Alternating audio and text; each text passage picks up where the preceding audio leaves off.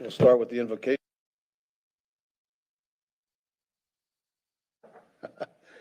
It's Monday, October the 4th. All council members present, town manager, town attorney, town clerk, members of the community. As we gather today together, let us be ever thankful for the opportunity to serve.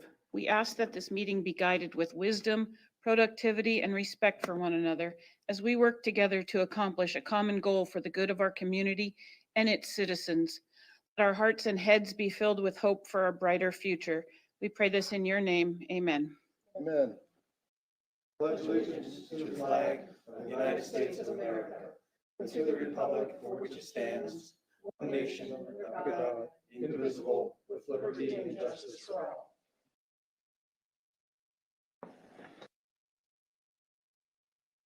Next item is the approval of the final agenda.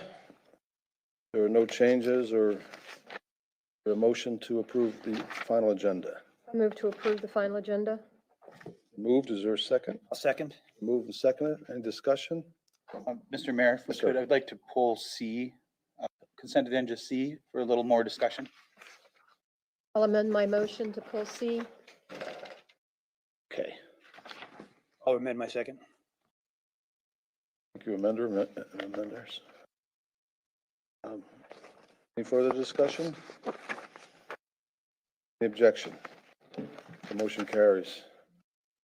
Okay, the next item is public comment. Madam Clerk. Karen Woodson.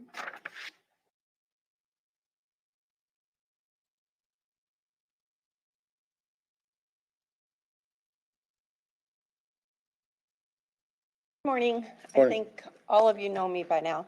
I've been up here several times. And I'm here again. Two things today. It's the board cab reappointment and the LPA. So I'm hoping that for the LPA, the third time's a charm. I'm just wondering if any of you have any questions for me that I could answer that might make anything more clear on my resume and background. I'm here to answer anything you may have. And if not, thank you. Fingers crossed. Thank you. Ellen Vaughn. Morning. My name is Ellen Vaughn. I'm a resident of Fort Myers Beach, residing in what I call the suburban south end of the island at 7500 Estero. I'm here because, like Karen, I'm interested in being appointed to one of the advisory committees. I'm interested in being appointed to the Cultural and Environmental Learning Advisory Committee, better known as CELCAB. I have a particular passion and interest for the Mound House, and it also extends to what's going on at Newton Park and the Newton House, because I think it's an important cultural facility for the town as well. And I know the people who serve on this committee are very committed, as am I, and I hope you honor my appointment. Thank you. Thank you, Ellen. I have. Anyone else here that hasn't filled out a card that may want to speak? Jane? The others I have are for the public hearings. Okay. Plummer for the record. I'm here for reappointment for the LPA, and I love your support, and I love doing it because it keeps me up to date on everything, and I communicate a lot with the realtors, try to keep them in line with what's going on, and also we need history on the LPA, and they're the longest. So Thanks, Jane. Is there anyone else who wishes to speak before we get underway here? Okay, we'll close the public comment. Next item is local achievements and recognitions. Councilman Allers. Just one, congratulations to now Chief Martin on his promotion to the fire chief. Yes, Mayor. I'd like to thank the folks at the Lee County Waste Management Facilities. Jennifer, Dexter, and I went out there for quite an extended tour. They spent a lot of time with us, answered many questions. It's a very well-run facility. I was very impressed, and we do have tours available, so if folks are interested in what's happening to the stuff once it leaves your curb, let them know, because they'll give you a tour of the facility. It's very, very interesting. I want to thank them for their time. That tour years ago. It is very interesting. I would just echo your comment, Dan, about the Chief Martin. Congratulations. He's going to do a great job. Councilman Adderholt?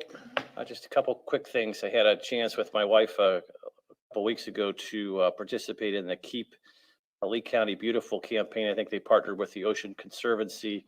They had hundreds of volunteers all over the county, and we were stationed at Lovers Key Park, and we were given a couple large trash bags. Never thought we could fill them, but we entered the Lovers Key bridge there on the south end, and we went behind the rocks. My wife in particular was a good scout. We filled up both bags with beer cans, beer bottles, plastics, and of course the cigarette butts that are everywhere with filters that don't biodegrade. I just want to commend the folks involved in that effort. It was great, and we had a chance also on this past Saturday to stop by the Restore the Arches fundraiser at Margaritas. I think all the people that are putting forth an effort to try to raise the private dollars to make that Restore the Arch at Bowditch Park possible. That's all I've got. Thank you. Being last, I have nothing new to add. Congratulations, Chief Martin, and thanks to Chief Love for his service. Thank you. Okay, we'll move on. The next item is advisory committee items and reports. See John's here from the Public Safety Committee. John Goggin.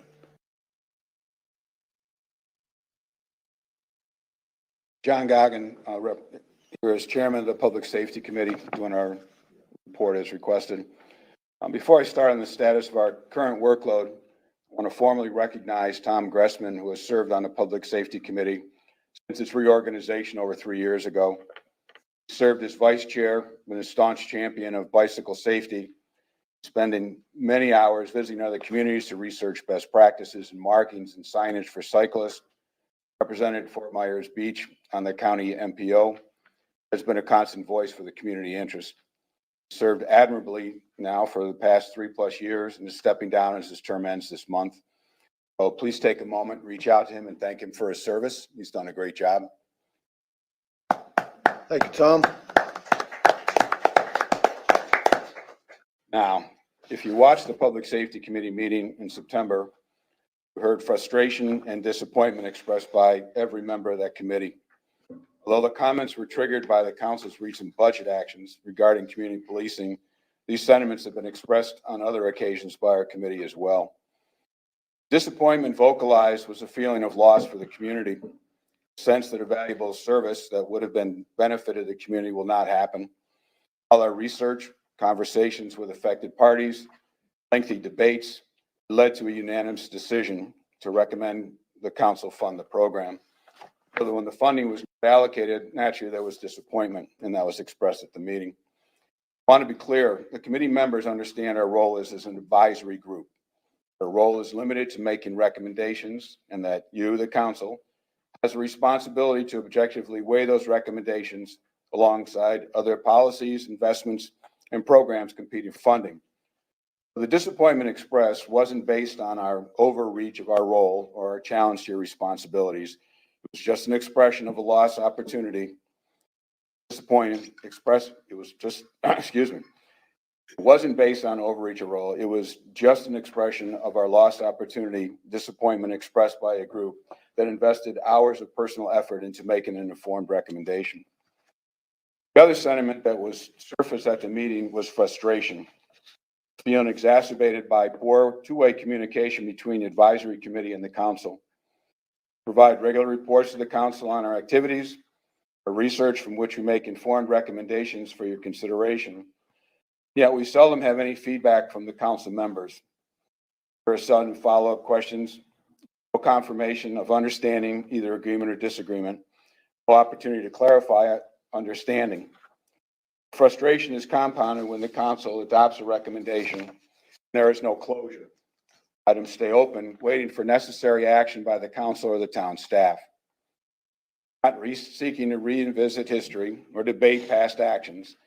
Instead, we're here to offer a plan to open up the dialogue, ensure we are working on your priorities, and directing our research to the objectives you are hoping to achieve. We're asking for a joint meeting between the council and the Public Safety Committee. The purpose of that meeting is to take the list of open item agendas, which we've provided to you, you have in your packet today, Establish a council priority and verification of objectives for each category. The outcome of that discussion will set the committee agenda for this fiscal year. Last year, there was no joint committee meeting, only meeting of committee heads. We are asking for this joint meeting so that each member of the committee can express their positions and you hear their voices, with the goal of establishing a two-way dialogue that allows better understanding of your objectives, which in turn will result in more aligned research agenda and improved service to the council. Final recommendation intended to improve communications and understanding is that in addition to our assigned council member liaison, each member rotate attendance at our meeting to hear for themselves to the dialogue at that committee level. Regularly scheduled meeting is October 19th. Any comments? I have no objection to having a joint meeting with the Public Safety Committee. Do I? Great. Bill? Oh, I concur. Oh, and we do this as soon as possible because next year's calendar for that committee really is based on that list that we provided to you. And it's prioritizing that. It's following up on actions that are open that you've already approved recommendations on. But most importantly, what is your goal in trying for us to research that particular item? So we're open on the 19th. I ask that you set this meeting up as soon as you can. Other comments? Thanks. Roger, sounds like there's a unanimous agreement to have a joint meeting. So if you want to check the calendar for some, it's Clerk will coordinate that date. While we're here, I'm looking at my calendar, the 19th is open for me, so for Amy's assistance. I don't know about everybody else, but what day is that? it's a Tuesday on the 19th, the day after our town meeting on the 18th. All right. Okay. The suggested date is not during a normally scheduled council meeting. The town council meeting scheduled is the 18th, which is the Monday prior to that. Okay. Anything else on this? We'll move on then. Next item is approval of minutes. These are the town council meeting of September 9th, MNP Management and Planning session on September 16th, the town council meeting of September 16th. I have an amendment for the regular meeting of the 16th on page 18.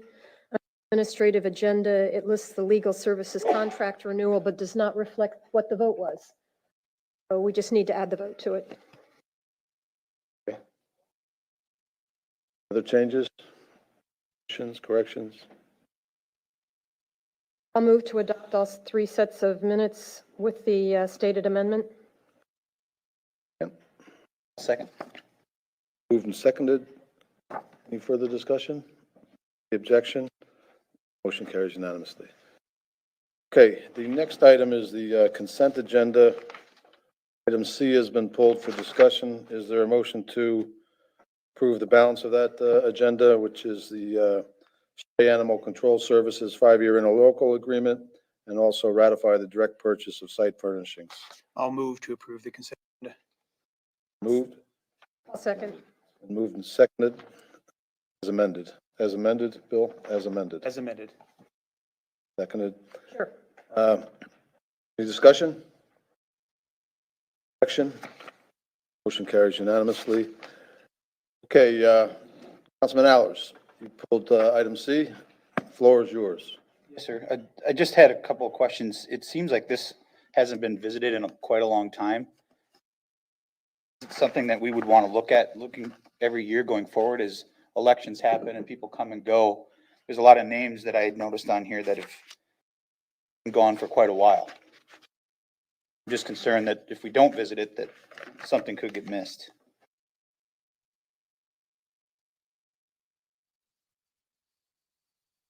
Do you have any comments on that? I have no problem with making an annual review, but probably I'm guessing the audit committee would have something to say about that, whether it's necessary or not. And I'm totally fine with it. It just seemed to me that it hasn't been visited in quite a long time. Mhm. It would be something, and also it doesn't list who is going to be the new people signed to be able to sign off on that card.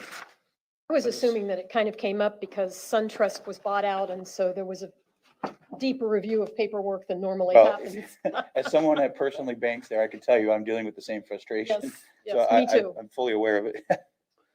It does mention here, Councilman Aller's recommendation to authorize signers of the mayor, vice mayor, town manager, and town clerk. That's on the paperwork for Truist, but it doesn't actually say, that's my understanding of that way that reads. The paperwork that Truist Bank is requesting is from the list that you put off. Not necessarily that that's who will be approved to use the card. Is that correct? Well, so let's be clear. Who's approved to use the card? The card is used by, basically every director has a credit card. So Allison, Chelsea, Christie, Amy, myself. And then we have some other employees who need it for like emergency purchases on the weekends and stuff like that. One has a credit limit. All their receipts are verified prior to payment of a monthly bill. So that's a routine matter in terms of who in town uses the card. Question of who's sort of the account holder and who can change limits and delete people is what those four persons who Councilman Beach listed. Okay, so through the bank, That's that's how who, it works. That part of it works. It I does still seem like, think- it does seem like this predates Roger by quite a bit, so congratulations on finding this and cleaning it up, Roger. Well, this is just so you know that this is sort of a typical credit card, like, you probably have in your wallets. We have other credit cards like for gas, Home Depot, Lowe's, and other things. And we're going through all of those, and basically the idea would be to have the account holders to be the same four people that are on this item. Again, my point of the whole thing was just to, as mayors change, as elections change, that we keep this updated with the bank. It's kind of the way I was Yeah, going well, with it. yes, I assume, and I wasn't here as Councilman Beach said, but I assume that when updates were done in the past, I think the assumption was that person X was coming off and person Y was coming on. And apparently what happened was they just kept adding people. So we've talked to them and made that clear. And of course, we will update that information as often as it needs to be. So for example, council will be doing a reorganization in November. Should there be change in who's the mayor or vice mayor, we would adjust the account accordingly. Right, perfect. That's all I had, Mr. Mayor. Okay, I'll move to approve Resolution 2150. I'll second that. Any discussion? To clean it up, there are a lot of old names on there, Roger, that go way back. I didn't know. Yeah, well, there's a story behind every one of them, but anyhow, any further discussion? Objection to the motion? Carries unanimously. Okay, thank you, Dan. Okay, the next item is public hearings. We're going to go into some public hearings. And the first one, A, is Coast Guard temporary use permit. This is to approve of 2 modular office trailers with utility hookups, temporary fencing inside the Moss Marine warehouse for approximately 2 years. Is there someone here? Yes, John. Yeah, the following 3 items are quasi-judicial nature. So anyone who's going to testify regarding these, any of these 3 items, stand and raise the right hand. Anyone who's going to testify at any of these 3 items, the Coast Guard, Variance on Carlos Circle, or the special exception for consumption on premises and video arcade. We have everybody covered? Okay, go ahead, John. Swear to tell the truth, the whole truth, nothing but the truth. The witnesses have been sworn, and then as each item gets called up, then it would be appropriate for the council members to disclose any ex parte communications. Okay. Well, starting with the Coast Guard, has anyone had any ex parte communications? None for myself either. Okay, is there someone here from Moss Marine or the Coast Guard or?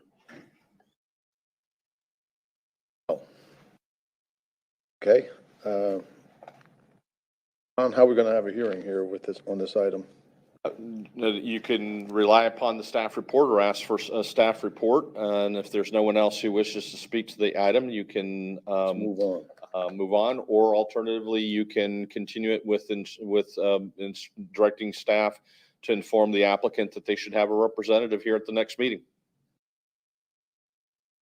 Well, let's move on. Let's just keep going with it. Is there a staff member here that's going to speak to this? Jason Green is coming in now. He'll have to be sworn in, John. About the Coast Guard. Tell the truth, the whole truth, nothing but the truth. I do. Morning. Morning, how are you, sir? Good. Before you is the temporary use permit for the Coast Guard facilities. Essentially, it's temporary office trailers inside an existing facility. And there's some fencing inside to keep their side separate and secure from internal to the other users. That's the basics of what this is within the Moss Marine footprint. And it'll be temporary for approximately 2 years. They're requesting.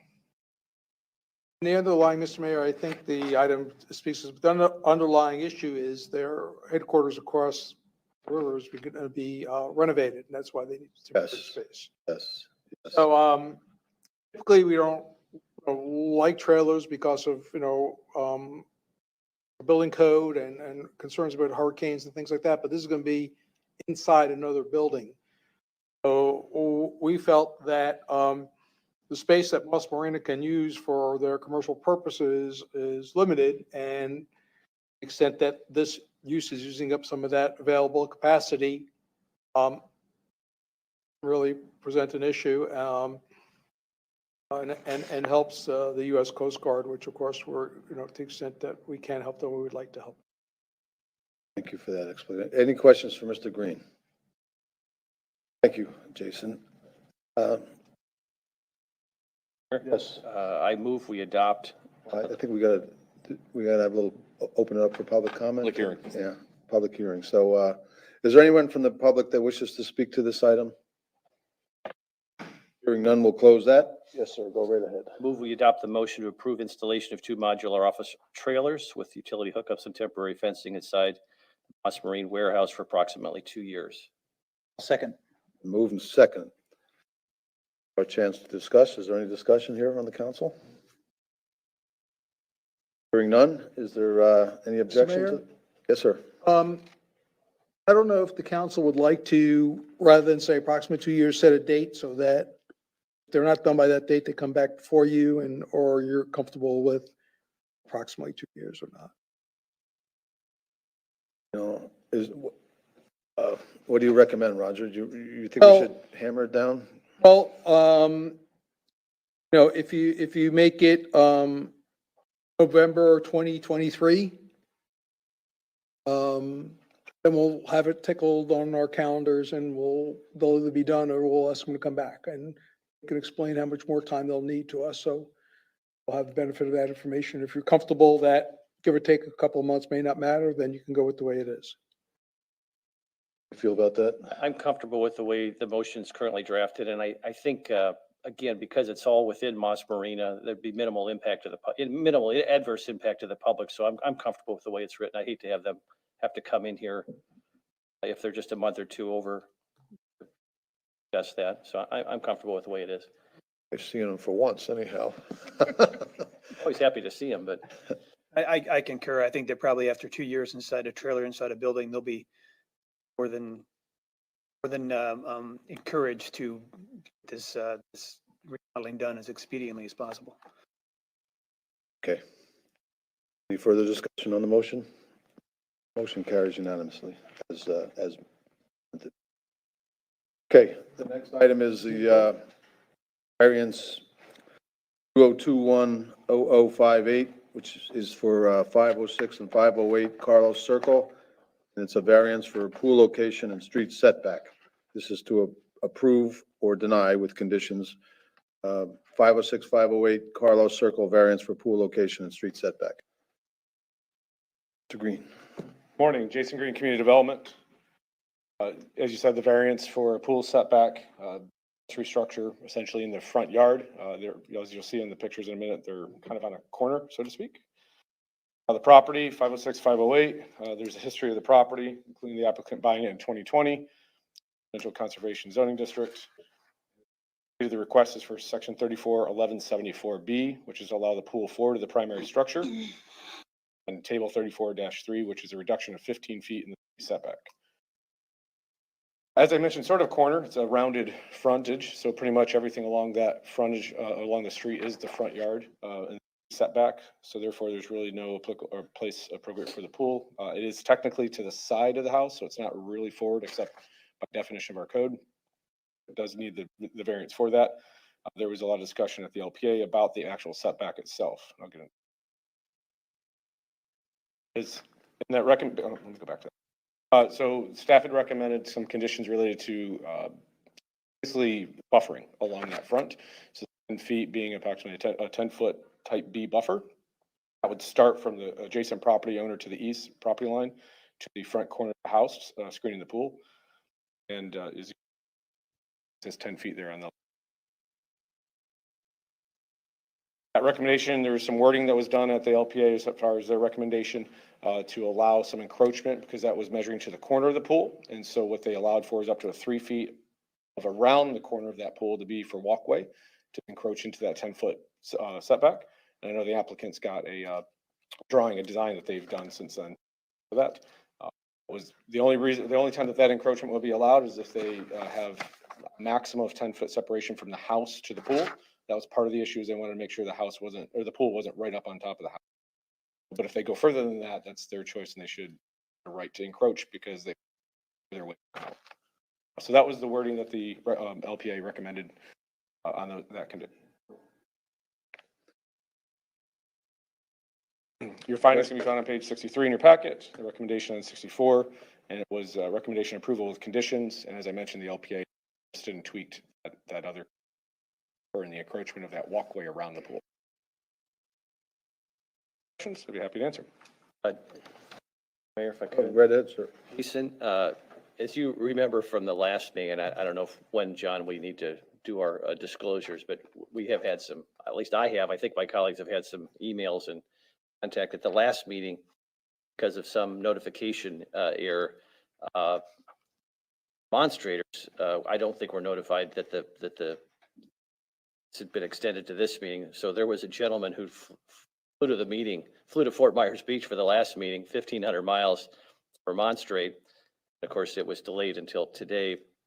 I spoke with him during a break. I think the mayor did. And I think Jason, I chatted briefly with him. I guess my concern is, and as a former member of the LPA, I always respect the recommendations of the LPA, but what often happens in an LPA hearing is it sort of acts like a canary in a coal mine, and that it will generate attention to a matter that will then later build up additional public input. And I think that's what happened here, because I don't think anybody remonstrated against it at the LPA meeting, having watched that particular meeting. So I guess, and I think there's a few other neighbors that have some concerns, and unfortunately the owner of the building or of the home didn't show up to the LPA, and I don't know if they're here today, but I'd like to discuss the person who was here to remonstrate. Was very respectful, very kind, nice things about the owner, but he said, hey, this is going to be a short-term rental. We're going to have people here all the time. Is there something we could do more to enhance the privacy of this pool and put some more buffering in? And I think, Jason, I think we informally discussed it. I was wondering if you have any additional recommendations. I know the staff has done some recommendations, but based upon the remonstration that we've heard, is there more we can do to protect the neighbors from this pool and then the noise and the other issues that come from having a short-term rental nearby? And just with your professional background, I don't want to put you on the spot, but anything additional we could add to help protect the neighbors of this particular pool? While I have that conversation, I'll see if Jason can bring up, the other Jason, can bring up the images that the applicant provided, because it is a design actually that we could probably use that as detection purposes. So I think the buffer was along the frontage, because that's usually the common condition that the council and LPA have put on these pools, and we've tried to standardize that a little bit. The neighbor was to the east, which is kind of behind the pool. So as you can see, that curve of the roadway, and that wraps around to the neighbor's front yard. The rear of the house is pointing to that neighbor that you're talking about that was here. we're concerned about noise, and there is about 5 feet setback, as you can see from the eastern property line, that pool is.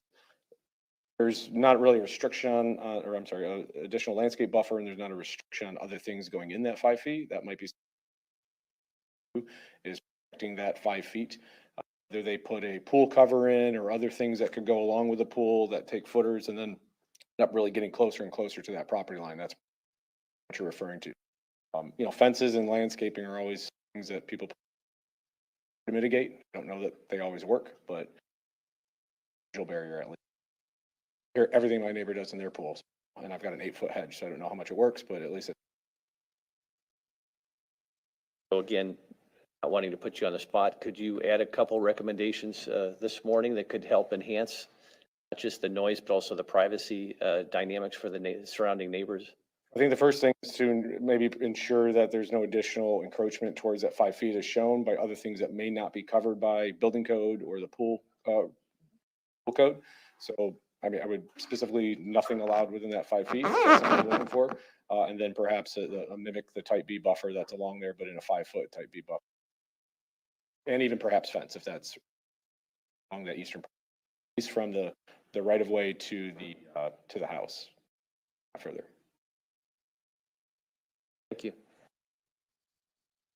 The discussion reminds me of the fact that we were supposed to do ex parte, and we did for the last, but I don't think we have for this hearing. I apologize. Getting ready to call for that. Okay, my apologies. That's all right. It just reminded me. I don't believe I've been contacted by this gentleman, and I did a drive-by, but other than that, I have nothing. I don't believe I have either, but I have done a drive-by. As noted, I spoke with the gentleman when he came down here at the last meeting, albeit very, very brief, but I did make that connection. Yeah, I basically had already disclosed my contacts, but yeah, the same gentleman, a couple different emails, but also met him in person at the last meeting. So our conversation is simply expressing his concern about noise and of use that the pool is going to, I think, over time. Yeah, and I've got nothing. I remember an email some time ago, someone complaining about a project on San Carlos Circle, but that was before we had any kind of packet and information. Counselor, to your question, if you look at the picture, there's no landscaping to the right of the pool.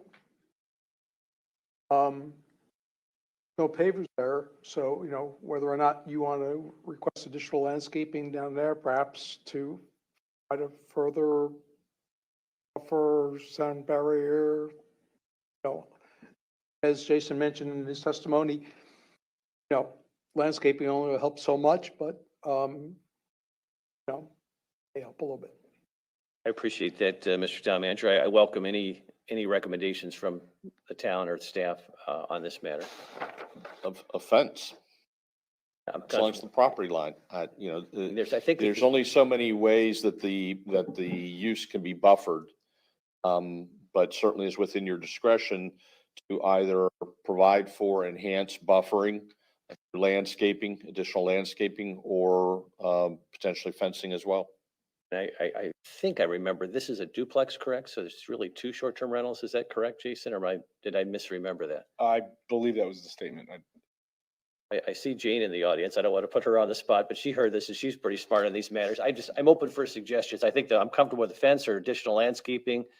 Is that preserving that 5-foot setback or whatever the staff would recommend. He just asked for some additional measures to help protect the neighbors, the surrounding property. And both you and Roger have suggested good suggestions, and I welcome the addition of those suggestions in the proposal. So what I'd ask is if that's the route that the council goes, let's just make sure you include that in what's included in the variance, so that there's flexibility with us to approve that fence as close to the right of way as possible without violating any ability or setback issues. Because there is also, you can't put a fence in the over 4 feet tall in the front yard. And since it's a unique property with this whole curve that you see is all considered. We want to make sure it doesn't unfortunately get set back 25 feet and then defeats the you intended. Again, Aren't there already fence requirements around a pool? Yes, there are 4-foot fence requirements by building code for protection, but not from a screening issue. So if a fence and landscaping were to be done along that eastern boundary towards the right of way, to make sure we include the fence as part of the accessory structures allowed in the front yard. And as the pool is being asked for, so we're not really changing what's being asked, but you're just, that additional structure is included. Sounds like a good suggestion. Yeah. Counselor Veach, so based on the conversation of the council, you're talking about perhaps being a little bit more specific with the type of fence, being not one with slats, but more solid fence, perhaps, and the height. To address some of the concerns that Councilman Hall brought to light. Specifically between this property and the adjacent property, not along the, Just talking about that 5-foot section in the back, fencing that. So currently you have a condition that proposes a 10-foot type B buffer along that front, what you saw. So yes, maybe that eastern. Please give that picture back up, sorry. What height would help with the sound reduction? 6 foot? Well, our standard is 6 feet. I don't have any studies that would tell us what would help with the sound, but the 6 foot is a typical that you can get much fake on the permitting. Anything above that typically requires structural engineering to permit. I think 6 foot is probably enough. Could also do some landscaping. If you do pick a type A or type B, there are requirements for trees and things that can grow over top of the fence at some point to buffer even further, help with the sound if you choose. So, what are we talking about? One of those white plastic fences back behind it, 6 foot tall, however long that is there, section? That does sound good for that guy. Sounds fair. Yeah. Sounds like you would be happy with that, I'm sure. Everybody all right with that, modifying the variance I'm that fine. way? I'm okay. Don, you want to include that in the Yes, variance? obviously we need to have a public hearing, but once you're ready to Right. move forward with a motion for approval, we can help you make sure that you include in the condition of a 6 foot fence along the eastern property line between the two properties. Have to include the word maybe side fence. Yeah, some yes. sort of closed fence. Okay, anything else, Jason? For me, sir. Okay, thank you. The applicant may be here to speak on this. Okay, we'll open it up to the public. Sir, would you like to speak? Yes. Okay, And we own the property. Jack? And we were present at the planning commission meeting. And I too booked flights to come down here for the other meeting. So our objective here is to have this property be beautiful property in the neighborhood. We believe the pool will enhance a lot. We love our neighbors to the east, and we need to put a 6 foot fence along that back side yard. No issue to that. That's beautiful. Thank you very much. I Yeah, appreciate your yeah, comments. Yeah, they're- because your they're- neighbors were very complimentary of you as well. So, yeah. They're just wonderful people. So we don't want to be people that. So We don't hear that very often. Thank you. Exactly, we're gonna give you a medal today, I think, Jack. one of the things, we have a property just up the road, and we have 5 kids and kids. We actually, our family, so that's part of built into the. So where's the? No, there. Oh, okay. Could you put that other, go back one? We're very appreciative of staff's work on this. We're appreciative of the approval. And there's a couple things that we discovered, that type B buffer, 1 foot. We didn't realize when we had the last meeting, that type B buffer kind of came out just days before the planning commission meeting. We had hired someone to do the variance, experts at that. We didn't really have enough time to kind of address the impact that might have.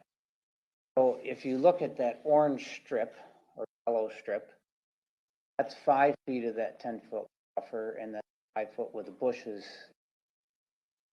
If I have this right, Jason. So what we believe was approved, is on the left-hand side of that Sure.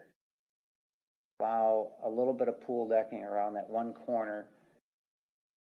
Could you blow that up at all, Jason?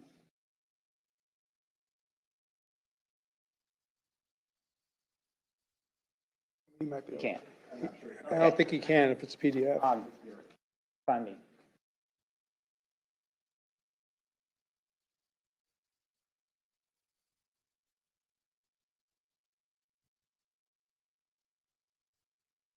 The way that was approved. What we would like to ask is to make that type B buffer 5 feet. We'll support, putting all the bushes in there. Notice the amount of right of way between the street and that buffer, 17 and 25 feet, so it's very substantial. That difference makes a huge difference in the pool deck in terms of the usability and what the safety of the pool.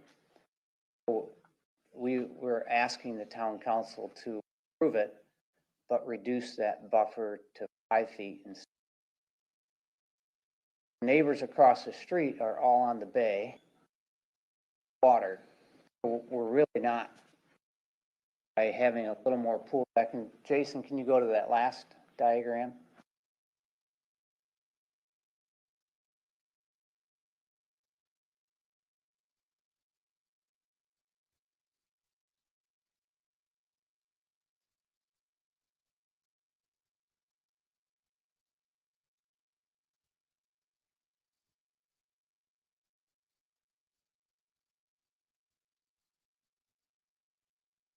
Much more beautiful.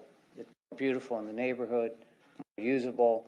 We don't believe that that's going to create more noise to have that for the neighbors. No hardship.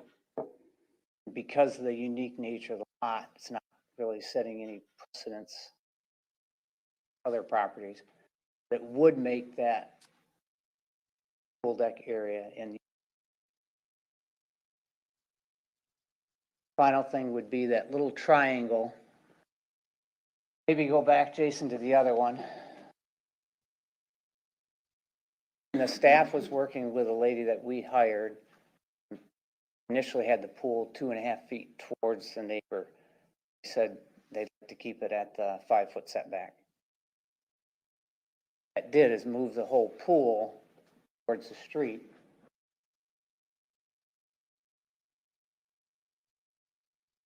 You guys would approve it. We would greatly appreciate it if we clear that off.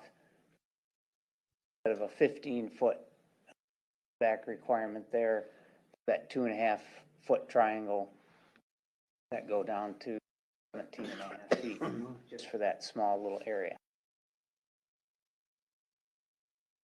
Trying to have it be beautiful, usable, nice addition to the neighborhood.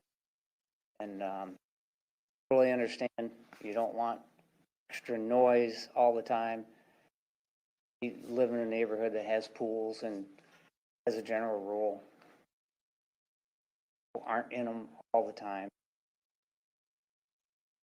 People like to lay around and not had any issues. Okay, anybody have any questions of Mr. Holsom? Thank you, sir.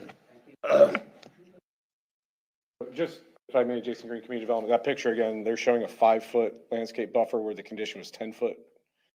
The number of plants it might be, one fits in 5, one fits in 10. I don't know if they do fit into 5, we haven't looked at that, but just if I'm interpreting their drawing correctly, because I just got this last night, he's saying is that notch that's in the yellow, shows as paver. That's what the way it was conditioned by the LP. Allow that little 3-foot encroachment for that paver area to wrap around the corner of that pool. When you do setbacks for pools, it's to the water essentially. Right, so then the question comes, well, what else is going around it? So it's not necessarily a setback issue for the pavers, but it's a question of use of that property. Make sense? So the pool meets the setback if it was what comes after that. So what other uses are you doing? So we don't, that's what the condition by the LPA is to notch that 10-foot area out, to have just a 3-foot paver. It sounds like what they're saying is they want to reduce it from 10 to 5 feet, have a bigger paver than the LPA had said. Now, so just to clarify, when you say a 10-foot type B buffer, that means that whole 10 feet It's full of vegetation. And the condition was drafted specifically to allow for that carve out in the yellow that you see. So the way the conditions were in is the green and the yellow would be a 10-foot buffer, and the allowance of about 3 feet around the corner of that pool, the northwest corner of that pool, pavers. The visual for what the LPA approved would actually be 10 feet of vegetation with a notch in the It vegetation. would be the left drawing with 10 feet of vegetation around all the way across, except for that area where it's notched out for about 3 feet. Northwest corner of that pool. It would have been 10 feet of vegetation, correct? I'm just sorry, just to make sure I understand this, but so you mean like the 10 feet of vegetation would be like shrubs and things that have an appropriate height, not 5 feet of shrubs and then 5 feet of grass? Right, so when we say when landscape buffers are 5 feet, 10 feet, 20-foot buffers, it's the width, the depth of the buffer. Then the type A, B, C, and D is the intensity of that buffer. The B dictates how many trees, what type of trees, how many bushes versus trees. And then the width of the buffer, 5 to 10 feet. Now, use the width of a buffer, not just only to fit that number of plantings in, but also for space and because of sound issues, right? So that's the intent generally for those buffers. Can you fit a type B buffer into a 5 foot? Maybe. Again, it's a different design between 5 and 10 feet. I believe the pool size is the same in both. That's always something to take. Shows the pool size. So you notice the one on the left, just to be clear, has more patio versus the one on the right? Or decking? Yeah, they reoriented. You can see it goes, the decking on the left goes closer to, goes along the street, towards the street, where the one on the right has more towards the buffer area, I guess. So looks like they're trying to get more area, not just 3 feet, but probably greater than that. I would say close to 5 feet around that northwest corner of the pool. A 5 foot buffer versus 10 foot with a notch, allowing for something to be encroaching in that buffer. The reason why that was conditioned that was because we don't allow things to be into the buffer. It's supposed to be landscaping and fencing and. Would either of those pictures have any effect on the impervious surface calculations? They're still limited by code to the 67%. So neither one would affect that. Now, does it, I don't know I haven't looked at the survey to see what the elevations of the sites are. So if there's a drainage issue, I don't know, but they'll have to address that in their, and they'll have to have a drainage plan. What's the distance from that corner on the right to the buffer versus on the left, that little slat that the LPA approved? How many feet is that? I can't see it from here. So the little wrapper on the corner by the LPA that you can see the yellow missing, that was, I believe it was supposed to be about 3 feet. Yeah. And I had to guess the extra triangle there in the northeast. That's what you're asking. I'm just trying to, for safety reasons, getting around that edge of that pool. Yeah, the one on the right, Council Alex, I believe is the minimum type of setback, whereas the 3 feet would be a little more room. Again, part of the discussion was we have 10 feet of space from the house to the pool, right? So that was part of our discussion. What staff is concerned about is asking for all this, but then you're pushing the pool further and further out from the house. And we understand you're trying to make functional, usable area between the house and the pool, but it's the decision they were trying to make on mine. So we were trying to, as a justification of the variance, it was hard for us to agree to that when you keep pushing the pool further away from the house, when you could be 7 feet, 8 feet, 5 feet. So Holsom, this is kind of out of order, but you have something to add to this? You come on up here, just come on up, come on up. Mike. We did, again, we want to accommodate everything. My hope is that with this diagram, and we had an architect draw it up, is if project clear that better in place than that, but we kept the 10 feet. Point, we did take that deck that off in that upper right-hand corner. We're not trying to be greedy on the deck. We just want it to be beautiful and usable, not be a problem. All right. That's how that's configured around there. And again, we appreciate the 3-foot walkway. That was very nice. Just believe that this setup will be safer. And again, we're not trying to get this monster here, a couple feet to walk in front of it without falling in the pool. All right, thank you. Anything else, Jason? I think it also speaks to Councilman Adderhalt's point of, is there conditions to limit maybe the amount of pavers and limit the square footage? Because we don't limit it other than the 67%. So if you want to further limit that based on the drawing, that would be something to. Any more questions of Mr. Green before we? Okay. We'll open this up to the public. Is there anyone else here from the public that wishes to speak to this? I guess technically, Mr. Holson, you could have another crack at it here if you like, but unless you've said enough. Appreciate everyone's time to listen to this. I know it's a little thing, and these little things of the making the buffer from 10 feet to 5 feet. Agree with the fence. We don't want to be a bother to the neighbor. If we could make those two small changes, difference to that property residents. Very good. Thank you. Okay, anyone else from the public before we close it? Okay, we'll close the public comment portion of this, bring it back to the council. We'll just start off with, how do you all feel about what Mr. Holson is asking for as far as squaring off that deck? Does anybody have a problem with that? I think it's fair if he's willing to do the fence. Right. Right. Okay. Yeah, I kind of prefer the LPA approved version with the cutoff there. I think that keeps the buffer and actually probably serves a purpose, the pool, than the square one that and less likely, I think, to cause a conflict than where he's sticking it. Okay, so noted. I'll just add that LPA didn't have an opportunity to see what was happening here today as far as the negotiation goes with the fence and so forth. So Mr. Olson was willing to give a little more, and now the council is willing to give a little more as well, is the way I'm interpreting this. Oh, Mr. Attorney, you can fill in the holes in that variance the way it was presented here.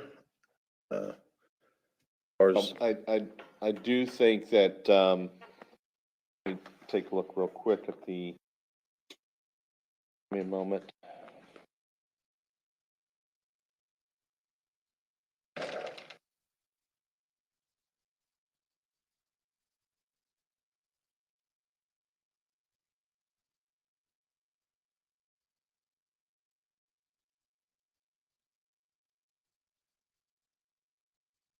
Need to look at and potentially modify on page 61 of your agenda packet under section 4. There is subsection B, 10-foot type B buffer shall be constructed along Cardinal Circle. So we're talking about modifying that. Yes. To a 5-foot type B buffer. Yes. Correct. We would then be adding a new section 4B, requiring a 6-foot solid fence along the eastern property line as a condition of approval. I think that with regard to the changing section 4B, to go from a 10-foot as recommended to a 5-foot. I'm going to defer to Mr. Green because I think his statement was he wasn't sure that a type B buffer could be into a 5-foot wide area. It's outside my realm of knowledge and expertise to speak to that. And is it possible to word it in a way that is just for the section that they need for that corner of the pool, not necessarily that entire curve back? I think that that's the left version that was up. That on the graphic, it could be put back up, please, and left up. The item is over. Understand what I'm saying? Yeah, you don't remove the 10 feet from the area that has nothing to do with the paver area, the decking. Exactly. There's a lot of linear feet in front of the house and further around the road that could be maintained as a 10 feet. And through landscape design, they can cluster things and do things, yes. And so it would be assuming that the board, or the council agrees, it would be a 10-foot type B buffer, except for the northeast corner. Probably constructed, I think that's, Oh, I'm sorry. I guess that's the north. we're talking about the left diagram, where it would be a 5-foot. So John, I would actually say that the right diagram is, I Yes. think, what he's referring to. So if you look at the right diagram, you return the rest of that landscape buffer that's beyond the paver area to a 10-foot buffer. Exactly, yes. Basically, if you were to, that line from, would be the west part of the paver, the northwest corner to that northeast corner, kind of. That's So where the angle. pavers end, you pick up the 10-foot again. Yes, exactly. In both directions. If that is what the council wants us to do, we'll make sure that that gets written properly. And then we would add in the additional requirement of the 6-foot solid fence along the eastern property boundary. Thank you. Was it clear, or we're voting for the picture on the right or the picture on the left? Let's just be clear, which one? Either one, it's as modified. I think it's a combination of both. Correct. If you look at the one on the left and just extend that pool line on the left or the paver line on the left straight up, and the one on the top straight across to where it meets the hedge buffer, you can visualize that. Everything else on the left, that's yellow, and everything else on the top is yellow. I'm visualizing it All right. as Councilmember Aller said. Square it off, and said, square it off. Okay, And the additional pavers at the top, the one on the right has more pavers on top of the top than the one on the left? I guess I'm a little confused. Was the applicant asking for the paver picture on the left They're or asking the for the right? one, I believe, on. On the- And the one on the right? I'm okay with the one on the right, just extending yellow from the pavers on the left down and the The pavers on the top. driveway and front and above the pool to the property line. everybody know? Okay. Any further discussion from the council here before we? Okay, is there a motion to approve the variance as amended here this morning? I'll move to adopt resolution 21-45 with the amended changes.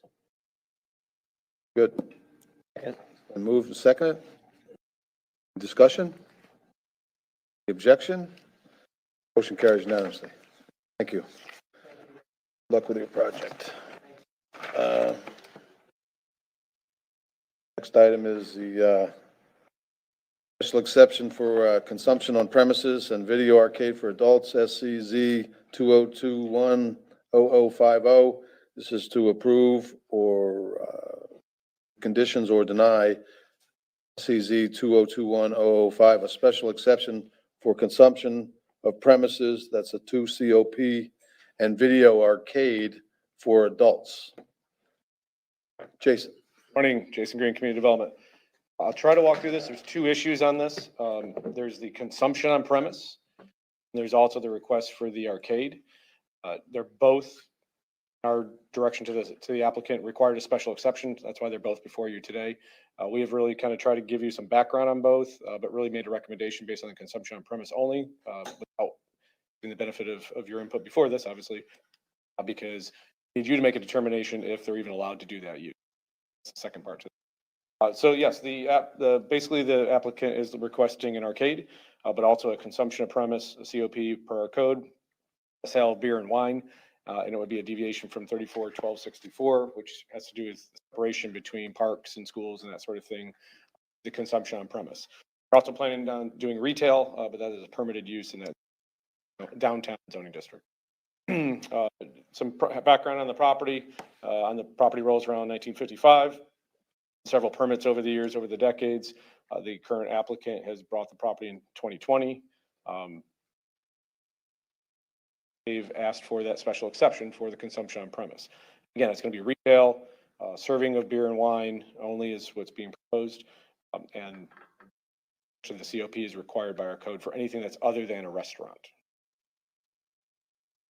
And again, I'm sorry, 185 Old St.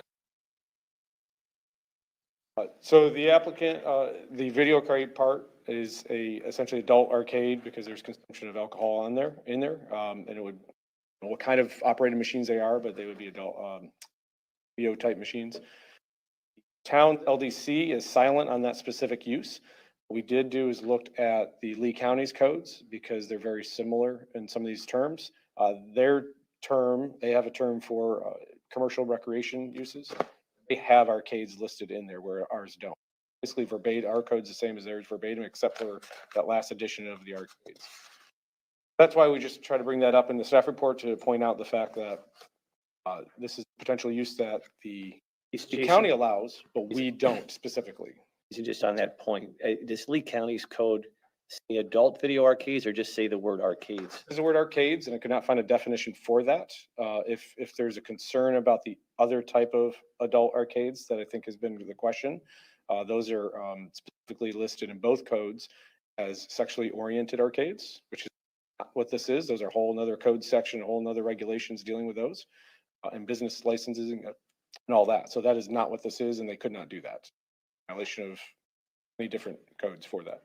There's not a definition specifically for the arcades. They just put that word in there and didn't define it. Unfortunately, both codes define arcade. The term arcade is defined, but it's usually talking about structures, arcades and having posts and overhangs and stuff like that along. Doesn't do us any help with whether it's coin operated type of machines. I don't think anybody does coin operated anymore either. So again, the location is within 500 feet of Lynn Hall Park. It's also within 500 feet of some other uses that needs the deviation anyway. As you know, there's lots of restaurants and lots of other drinking facilities in that area. So the LPA recommendation can be found on page 6 in the staff report. LPA, we're in favor of the policy of town council to determine the proposed use. Adult arcade is a use that the town wants in the land development code. The LPA voted 5-0 to deny the use based on it not fitting within the town's uses. LPA did recommend approval with conditions for the 2 COP and no outdoor consumption. There's a whole outdoor area in front of the front door that basically is not, they're recommending not to allow consumption there. It'd be entirely within the footprint of the building.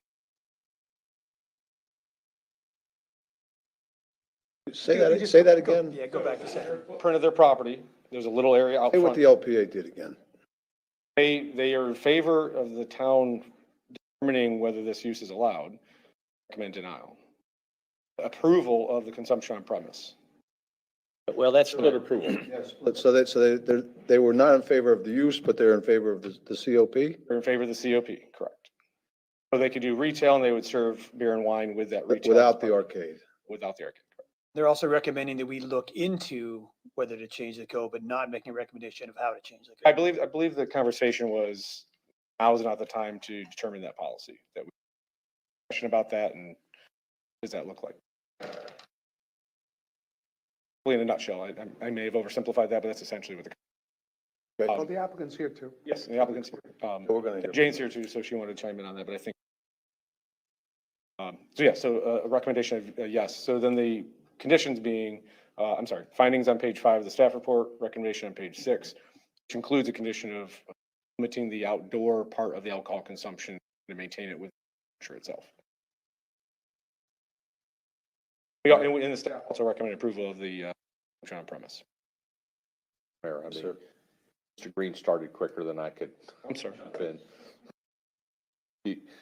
When he finishes, you need to close any ex parte communication. I'm finished. Anything else, Jason? No, that's it. That's, I can walk through the conditions if you want, once we get to that point. Those as needed. Questions at this point for Mr. Green? Well, you back? Yes, sir. Go Sure you around. Ex parte communications. Anything, Dan? I've driven by it several times. Yes, Mayor. I've received an email opposing the exception for the arcade. I believe I've had, I may have had an email come across, but other than that, no. I had an email in opposition. An email, that's all part of the public record though. We all got the same email. Okay. All right. We'll hear from the applicant and the applicant's attorney, Mr. Brandt.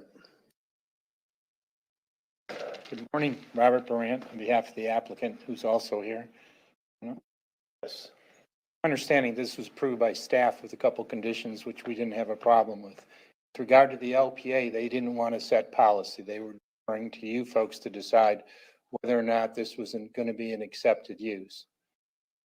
We have a short presentation.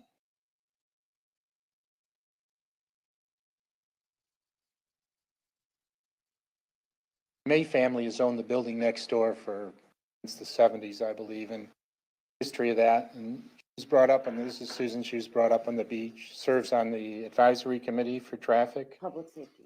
public safety. So this is right next door to the property they bought. This is the property that they've owned for years and established as a ladies' store.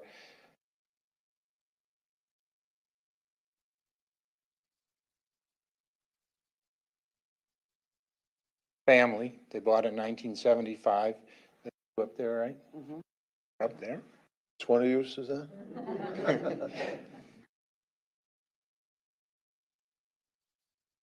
This is the inside of the store that they currently own, next door to where we're proposing the arcade.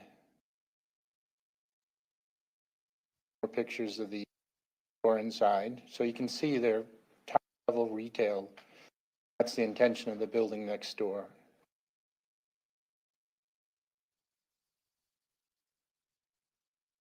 Those men of you that haven't been in this, mostly women's clothing.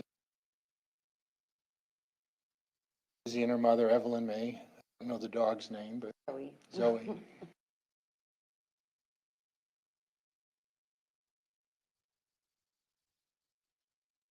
This is the store in question.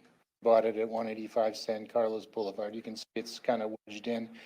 In my being here 30, 40 years, it's been a number of different things, from pawn shop to seashell sold and various different things. This is the look down to the each end of Old San Carlos. And I believe you got your email from the gentleman that has the building with the little blue peak on the left. He's got a competitive clothing store, my client. So apparently he rents there, and he's opposed to anything new for the area. This is a picture of the inside, what the inside will look like. Pictures of other gaming facilities that we're trying to mimic. And we did speak with the sheriff, the captain down here, who had no objection to the arcade, that if you had any questions, you could contact him. We asked him to come and be here today, but they prefer not to get involved. His voice was that he didn't object. Yep. Oh, I turned that one around. The jackpot? Yeah, these are other places in the area, just down the street on San Carlos. Inside, we propose it to look like, which is what these places look like. That's the difference between what you might consider a kid's arcade like Dave and Buster's as opposed to an adult arcade. I hesitate to use that word adult because I didn't want all these illusions, some sort of whatever, but this is what it'll propose to look like inside. Definitely all first class.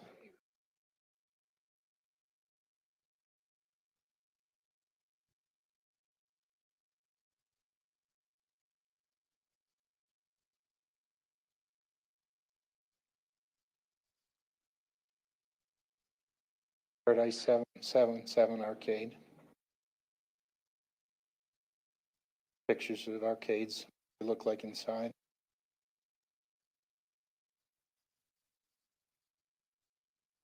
Conclusion. Something new and different to the beach. It fits in with the comprehensive plan as far as being something new and different and exciting. Otherwise, back to another t-shirt shop potentially, or clothing store. Alcohol sales in the area, almost completely around this location. Pedestrian friendly. So we'd ask for approval. And again, the staff has approved it with conditions which we have no problem with. We don't intend any outside seating. All inside. OPA said basically they were passing on making the decision whether or not you want to add this to your list of approved businesses on Fort Myers Beach. Questions? All for the applicant? Questions? I have a question.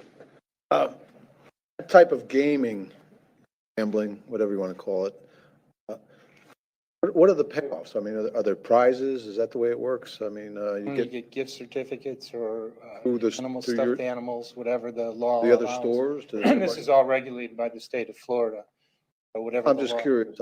I'm not familiar I've with never it. been in one either, so. It's actually, Suzanne, identify yourself, please. Sorry? Identify yourself for the I'm record. Suzanne Bayhan, and I'm the applicant. Actually, I think the best term for this is electronic gaming. The adult part of it is very misleading in what we're trying to accomplish here. I believe it falls under the family amusement laws in in Florida regarding, it would be like a prize. They would have to buy a ticket voucher in the machine. And then if they won something, it would be in the form of a prize. And that could be whatever, Where would they redeem those prizes? at our location. At your location? They'd be Yes. there. Okay. Right. I was trying to show in the presentation that there's multiple of these around the beach, and they're very well maintained. They're very sophisticated, classy establishments. Many people that I know, including all these individuals here that are in support of it, go to those establishments. There's not problems with them. There's not crime. Security is always in place. All contained within the actual footprint of the facility. Nothing is outside. And I just think it would be a nice new entertainment option for the beach. Don't have too many, something new. Questions, I'll be happy to answer. Suzanne, thank you for being here this morning. How many machines are you envisioning for this particular property?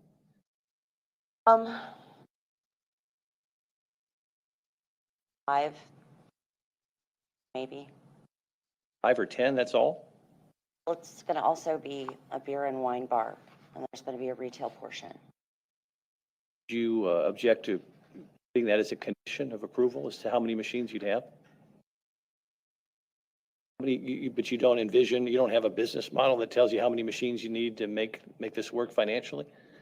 I mean, deal, and it's just an addition to the beer and wine consumption.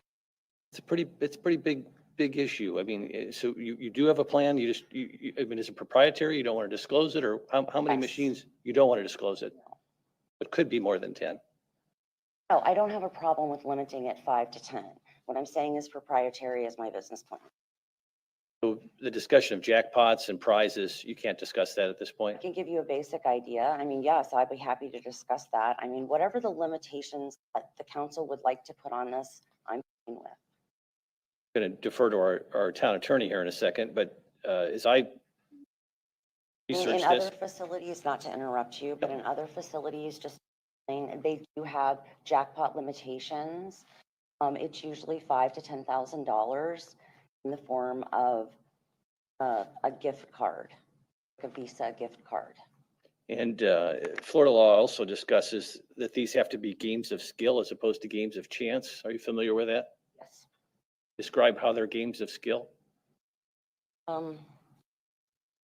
Whereas, I mean, I think what they mean by that is game of skill would be something where like a player could hit the button to stop the reels.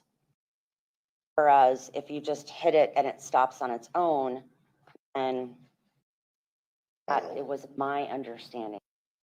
That may be very layman, I'm not sure.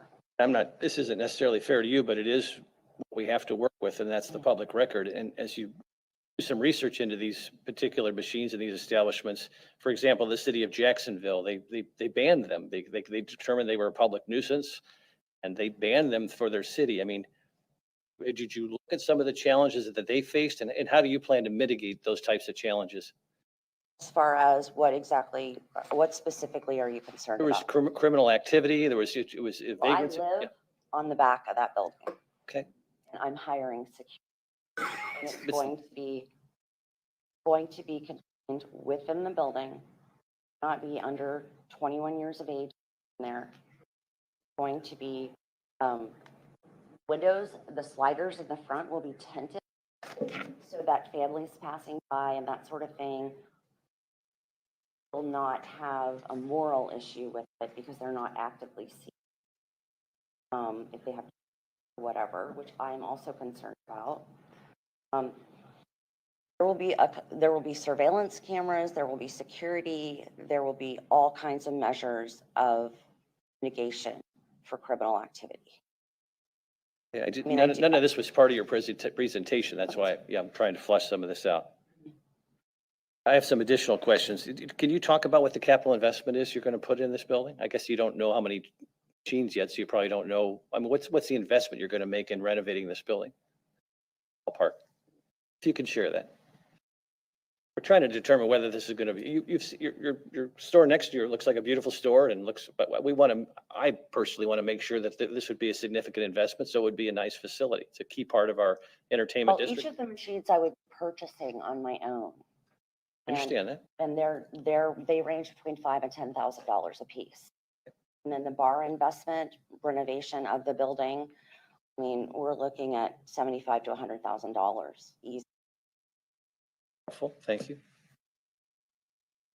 May have more questions later, but. I just wanted to jump in. With all due respect to the applicant, I don't think citing this issue in this forum is the appropriate way to go. Because if we grant a special exception for a use which is not in our code, we've basically added it to our code. And I think that the appropriate way to do this would be to, if the public wish was for us to add this to our code, that we do it in that fashion, that it be a code change and that the public would have an opportunity to come in. So I have a problem granting it in this fashion. It's kind of a backdoor way in, and it makes me feel quite uncomfortable, number one. Number two, and I say this because I want John to correct me if I'm wrong, I also did a little research on the issue, and I found that there was some case law that said once you add this use to your code, that there's a Florida Supreme Court case that says the state has preempted regulation of it. So basically, if we add this to our uses, we don't get to control it. It's another one of those issues that the state has preempted. Has that case been overturned, John? Well, the state has preempted the area of determining what is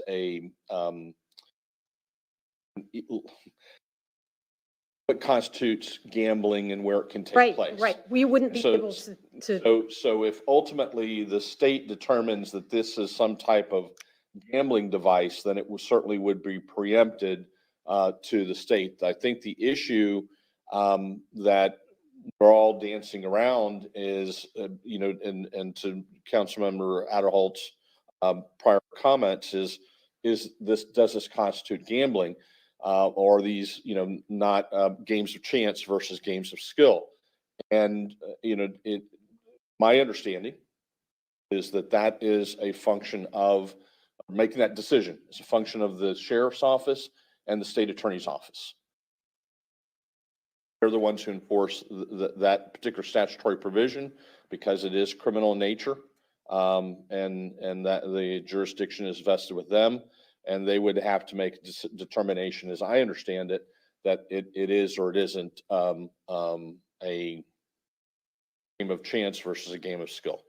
Case is Gretna Racing versus Florida Department of Business and Professional Regulation, held that laws governing adult arcades are constitutionally authorized to be promulgated solely by the state legislature, thereby voided all county ordinances and other referendums enacted by the local agencies. Like a preemption to me. Yeah, it says all. And What year was that? Didn't affect the ability to. 2017. Passing the buck to the state, kind of what you want to do. the state regulated. All we're here. No, I don't want the state to regulate it. I have little faith in the state's regulation of things. They are, They only regulate the gambling aspect. The gambler is regulate the hours, the operation, the beer. They regulate the gambling aspect. In other words, you can't regulate the way gambling. I read this, we wouldn't be able to say it's limited to 5 to 10 machines. I think you would. I That's, think you would. that's- It's that's the not- type of machine you wouldn't be able to regulate. so again, all this is unclear. To me, this is too broad of an issue that we should be dealing with in a special exception form. This should be dealt with in whether we're going to amend our code to allow this for all rather than just one. It's just a backdoor way in, and I don't feel comfortable with it. Vice Mayor, if I may, that's precisely the concern and statements of the LPA when they elected to recommend denial of this component of this application. And I guess Exactly what you stated. I would go on to say then, I don't see why you would then grant the special exception about alcohol when we don't know what's going to be attached to it. So the two should go together. So I wouldn't feel comfortable voting for either aspect.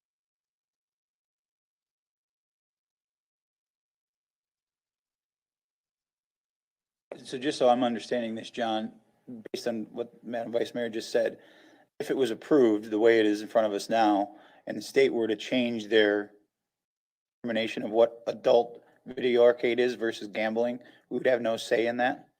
If they included this particular, yes, they would will have preempted the entire area. I don't know that I'd be 100% comfortable with that either. I don't know that that's entirely true. It deals with the type of machine, whether or not it's gambling or not gambling, with the rest of the aspects. Regulate the type of machine and regulate the business. That's why we're here. Can't get I understand Vice Mayor's argument about, but that's what we were told to do, to come in here and ask for a special exception. That's what staff told us to do. I don't think because you pass one, you have to pass another. It depends on the location. It depends on a lot of different things, not just a blanket waiver. This is a legitimate use. All through Lee County, we seem to be fine with it. The county seems to be fine with the state regulating the gambling aspect. Something you don't have to worry about. It's up to the state. I would think you would welcome that, but anyway, it's a legitimate use, legal use. Staff has already indicated approval. LPA passed on it because they didn't want to set policy. Saying that. So if we can't get the arcade at this time, we want the 2C. I have a more specific question, I guess. So assuming this was approved, and as I understand it would be gift cards or Visa, would those be local business cards, or are they just a general Visa card? So if someone won $5,000, it would I could be? specify them however. I guess my specific question would be, if you were granted that use to be able to hand out the gift cards and the state changed it to now that doesn't have to be gift cards, it would be cash. We no longer have a say in that. Could we still restrict it to just the gift cards, or would you have the freedom to be able to hand out cash so it becomes regular gambling? I'm asking in general, if someone has that answer. I would say the state would regulate. I do like the idea about giving out local gifts. A store right Perhaps next we door. could incorporate that into the How would policy. you- If the state's going to shut it down, they're going to shut it down entirely. Not going to say you can't do. Click it back and forth. And that's where my concern comes in. Shut it down, they're going to have to shut it down statewide. If they open it up, they're opening it up statewide. That's the bigger issue that I have with it. I would, just kind of keep it moving along, I guess. I would be in favor of following the LPA's recommendations. Just a point of order. This is the period of this where we're asking questions of the applicant, right? Yes, We're not debating among ourselves. We're asking questions of the applicant. theoretically, yes. Just a Question? point of order. Okay. Any more questions for the applicant? I have a question. And Bob or Suzanne can answer. Are you trying to open up an arcade or you're trying to open up a bar? Which one are you really trying to do? Bar, Trying to open up a bar sir. that has an ancillary use of Yes. these arcade machines, Yes. bring people in and so forth. As if I could, as You- far you- as the vice mayor's concerns about the arcade aspect or electronic gaming, I mean, if that's something that needs to go be discussed further, I'm fine with that. But I've owned this building for a year and I need to get it open. It's not producing revenue. And I am a business owner here on the beach. So if you don't want the arcade, that's fine. But I would appreciate getting the option for a sophisticated wine bar opened. Retail I'll tell you, aspect. there's not, this is not without precedence, gambling by the seashore. There's probably 1 million square feet of it up in Atlantic City where, All over the except the county. difference is there that, gamble and they give you the booze. In your place, they'd be, playing the machines and they'd have to buy their own booze, which is fine. Did you have a question? Just while you're up here, you just walk us through then, if we happen to follow the vice mayor's strategic plan of having a broader review of the adult video arcade, which I happen to think is a good idea. Respect to the wine bar, would you just discuss a little bit what you're thinking about or envisioning for a wine bar? I don't think we have I guess Charlie's has a sort of a wine bar, but there's not really many wine bars on the island. And that's an innovative business model. Could you talk a little bit more about what you have in mind for that? It actually is on the island. Bar, the beer and wine bar, which is, what's the avenue that's High Street? Okay, it's right there on the beach. That is just an example of a beer and wine usage. And then we've got Shamrocks as well. No, I'm asking what your plan is for this store. If you open a Oh, I'm wine bar. sorry. Yeah, no. My plan for the store is to open, it's a very nice, sophisticated wine and beer will be an option as well, bar that locals can come and enjoy. There will be retail aspects to it. What do you mean by that? And would you be So- serving any food or hors d'oeuvres? No, sir. Okay. No, I'm not saying that's a bad thing. I'm just asking, yeah. no, there's just not a lot of variety when it comes to more exquisite wines and beers on the beach. And I think a more sophisticated option would be nice to have. That's great. But you say you may mix a retail piece to it with it? Well, just as far as like a lot of these beer and wine locations have their own, I don't know what you call it, their t-shirts and the shirt, Bag. Kind of just swag, push, thank know, you. I got you. All That right. would be the retail aspect. And there might be like a small corner of some more sophisticated women's wear and men's wear. Okay, thank you. Okay, any further questions for the apps? Thank you for now. Okay, we'll bring it back to the council and we'll get a consensus going here. Vice Mayor has proposed that this adult entertainment is not addressed too much in the codes, right? It's not addressed at all in the codes right now. Warrants further investigation. I'm hearing from the rest of the group that you sort of agree with that. I myself am also in agreement of that. So the question is then whether to grant the question is to defer that part of it and schedule it for future hearings with the LPA and staff and so forth and discuss that aspect of it. And then today to decide whether to grant a special exception for the COP license there to serve beer and wine.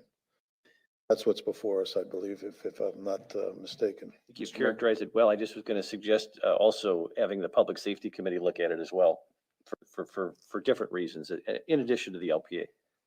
On the on the gaming side? Yes, sir. Okay, that's fine. Yes, sir. I believe I heard you open the public meeting, but staff has indicated that they're not quite sure. Yeah, you're right. I have not. Is there anyone from the public that wishes to address this issue? Some folks here, anybody want to speak on this? Jane, come on up. Come on up. Swear to tell the truth, the whole truth, and nothing but the truth. As a member of the LPA, I wasn't supposed to be here for these cases, so I didn't bring my notes. But, you know, our concern was basically that we try to represent ourselves as a family island. And we didn't know how this fit in. And we, you know, observed that just over the bridge, there was a casino 777 just over the bridge, went out of business. Just over the bridge on the other side is Fantasies. And, you know, by opening that door, are we opening different aspect of something that might not be a family idea? Not that everything has to be family, but, you know, we can take our kids into all the bars as long as they don't sit at the bars so that they can be with families while they're traveling and stuff like that. We just wondered if this was something that really fit into our island. I mean, over the bridge, you know, whatever, but we didn't want to make that position, basically, and that was really all the LPA said. And, you know, we felt like if they could support fine with retail, that we would approve that portion so that they could move on. If so intended to, you know, vote that way, but we didn't want to completely shut them down to not be able to have that considered. Anyone else from the public that wishes to speak? Being none, we'll close that and bring it back to the council again. No, that concern is always a concern of ours, the family island aspect of this. I would say in this particular case, though, just from what I'm hearing today, is that this applicant has a vested interest in keeping it different than the ones that are across the bridge, since she's already in business right next door and has been an island resident for years and years and years. But that being said, we'll discuss this further. So, Bill, did you want to? Yes, yeah, no, I think I can see why the applicant wants this. I mean, it seems like an interesting business model where people go in and they'll pay money to put a voucher in the machine, and then whatever they win, they have control over how that's spent. So it could be a voucher and get a gift card for their store, so the money never leaves. It's an interesting business proposal. Just from the presentation, though, it comes to me that this is really not a very well-defined thing, because it was titled as an adult video arcade, electronic gaming, and adult gaming all in the same presentation. So we're really working in a pretty gray area about what we're trying to define. I would agree that this would set an unfortunate precedent that we just wouldn't have a lot of control over. I think that if we probably try to bring this through the normal course, through the committees, the LPA as an ordinance, my feeling is it would probably get a lot of opposition. Because when we moved here 11, 12 years ago, they were essentially like casinos. They were all over the place. The state then passed a law limiting them. I think they limited, like they were saying, whether it's a game of chance and then how the payouts happened. There's nothing to say the state wouldn't change that back. If you allow something, I think that you are putting something else in state control and taking it out of our local control. For that reason, I would not support granting a special exemption on this one case just because the president is sets. Although I can see why the applicant wants it. As far as the COP, I think that reality is there are plenty of places to get a drink around town closer to the park than this is. And I don't particularly have a problem granting a COP in the central business district they were asking for. I hear the vice mayor's concerns about process on this. I think this is something that needs a lot deeper look with respect to the adult video gaming.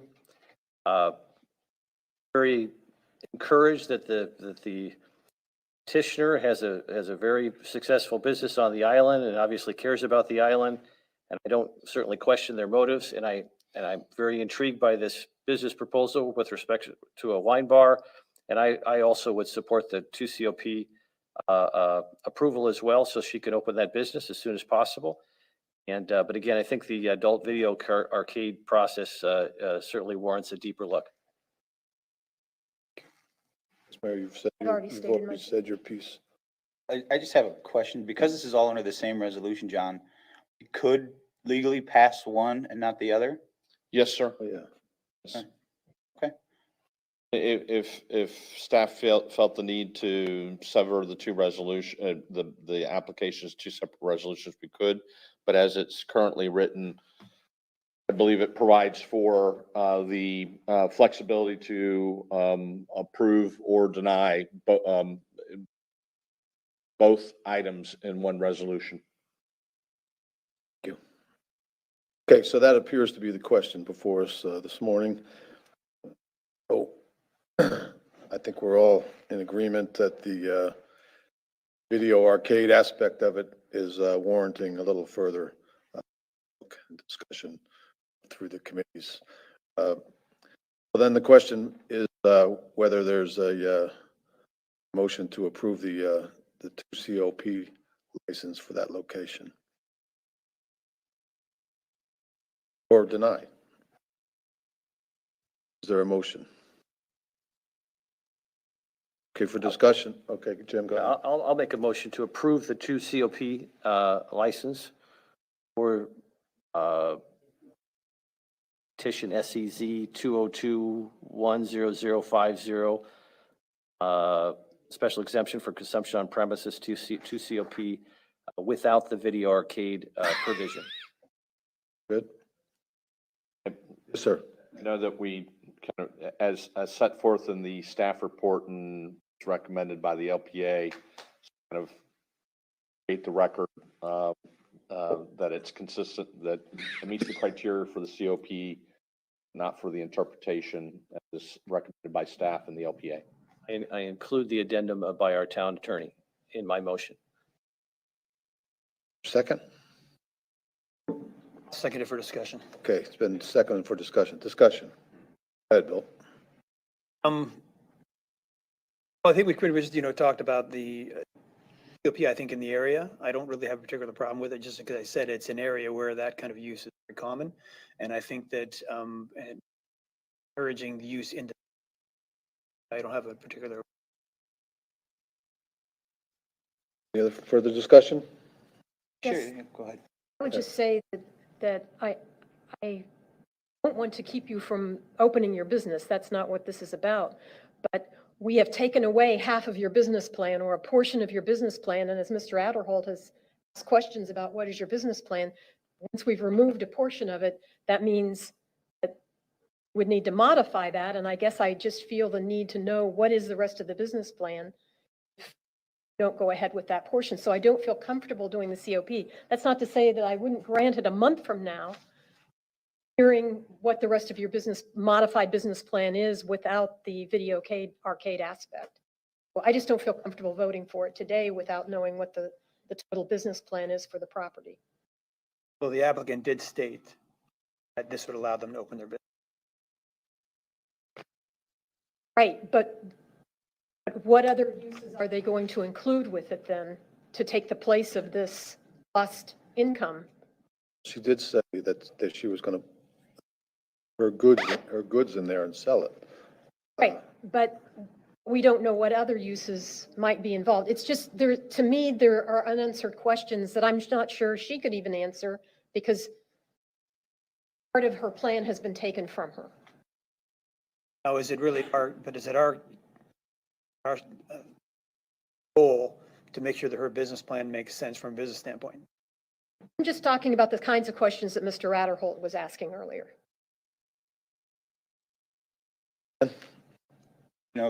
Based on what John, our attorney, has told us, that we're within our right to do what they're asking and separate these out under two different items. I share what Madam Vice Mayor is saying. Whether my opinion is going to change on the COP a month from now doesn't seem to make sense for me to hold it up. If we're going to talk about it, I agree with the adult gaming. I think that needs to go back to the drawing board and be discussed. But based on the information I've been given, I would be okay with moving forward with the COP. Okay. So the motion is to grant the special exception for the 2 COP license on premises, and disregard the video arcade for adults for now. I ask for a clarification of the motion. Does it include the condition suggested by, I believe it was suggested by the LPA that the COP not be outside? I would like to include that, yes. Not be I just- outside.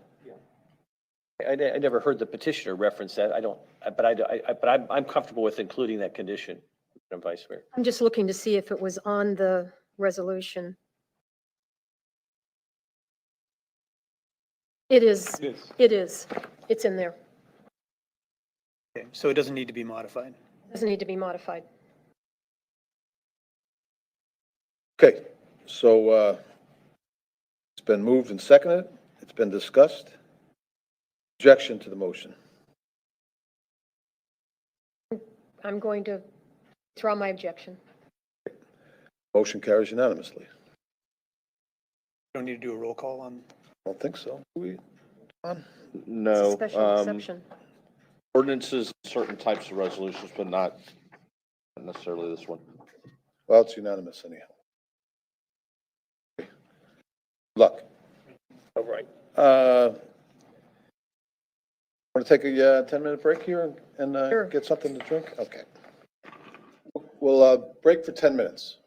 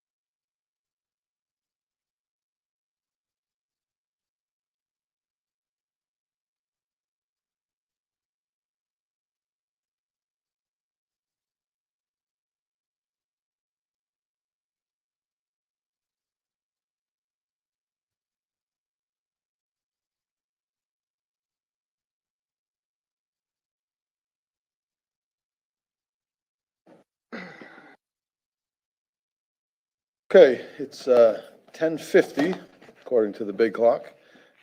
We'll resume our meeting here. The next item, we'll move into the administrative agenda. The next item is North Estero Phase 2, Part 2 staging. It's to extend the staging area agreement with Michelin Star Construction Company for use of town control parking lot number 3 as a staging area during the construction from June 18th of 2021 to December 31st of 2021 with FDOT's approval. Is there a motion to approve this? I'll move to approve it. Second. Moved and seconded. Discussion? It would, Mr. Mayor, and I don't want to put the town manager on the spot, but we had a conversation, I think, last week. There's been some concern by our residents about people with parking passes not being able to park in this area. Obviously, we need to do this because we're trying to complete the Renaissance as well as all the water and stormwater projects. So the staging is critical. But I think, Mr. Town Manager, you said something about the town. I think this was Councilor Aller's original idea, but the town's parking on the town in the town spots is now open for business. Is that? Did you tell me? Did that happen this Saturday or with opening up 35 additional spots? I don't want to misquote you. I can't remember. Yes, there's the 35 spots here for the weekends at Town Hall are open. 35 spots now open at Town Hall. And if you have a town pass, can you park here then for no additional Yes, we're charge? honoring the pass here at Town Hall. We are honoring the pass. So that opens up 35 additional spots, which should help. I know it's not right in the entertainment district, but it's. Nice walk. I saw someone running down there a couple of months ago from Town Hall down to. But it might be helpful because I have a number of constituents ask me about the staging area. Could you just a couple sentences explain why this is critical to the island's development, that we continue to use the staging area? Well, clearly, the closer the proximity of the staging area to the construction facilitates the construction. So the further away, it slows down the project. Of course, our goal is to try to get through this project and get it complete by before April, which is our current deadline. And of course, there's other construction projects in that area. So we're all trying to get at it, get our part done and get out of each other's way. So this is not only critical to the narrow vision of the town's water and stormwater project, in that area, but also to the domino effect it has on other projects in that area that are needing us to be out of their way when their heavy transportation deliveries will start. So I believe that that while it's an inconvenience, people, I believe, are seeing the staging area a lot, but they're also seeing the other construction through the other lots that are temporarily being closed while that construction is going on through that lot. It's closed for a couple of weeks and it reopens, and getting confused between the two issues. Christy Core, do you have something to add to this? Mr. Corey, for the record, that's what I wanted to state also, is that while we are using one lot for the staging, are closing the lots next to it to set the stormwater and the water. So at one point, we did have 2 closed at one time, and that's when we started even getting calls. So we tried to get that open and get moving. So there is construction going on throughout the lots, setting the stormwater to the bay and then the water, but they get reopened. So we are only using the one lot for storage, for The staging. second one's back open again. That's correct. Thank you, Christy. See, real quick while you're there, can I ask you just a quick question? I was reading through that and I saw some of the emails that the FDOT said they would extend it until the 31st. Is there any reason the contractors have given us that they aren't going to be able to make that deadline? The project deadline is April. But the staging area that they're going to require, so we aren't going to have to go back to FDOT to ask for all of what we've already done. Well, we're in our own subtle way trying to keep the contractor's feet to the fire by not giving him all the way to April, because if you give him all the way to April today, it may take all the way to April. So by giving him this interim date of the end of the year, and hopefully we can work together to get as much done as possible. And maybe he may need February or March or whatever, rather than stretch it out to April. So we'll see where he is at the end of the year and we'll adjust accordingly. I think that's the best way to approach it.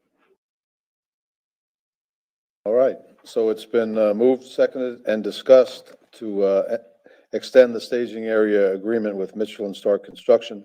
Is there any objection to the motion? Motion carries unanimously. Next item is Community Development Professional Services.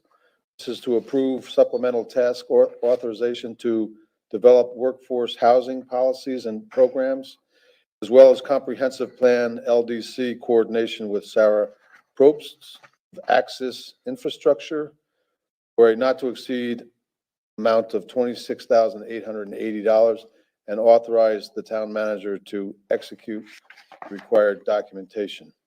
Is there a motion to approve this supplemental task authorization? I'm happy to move to approve the supplemental task authorization. I've worked extensively with Sarah one-on-one about different projects in the past, and her work ethic is amazing. Her knowledge is amazing.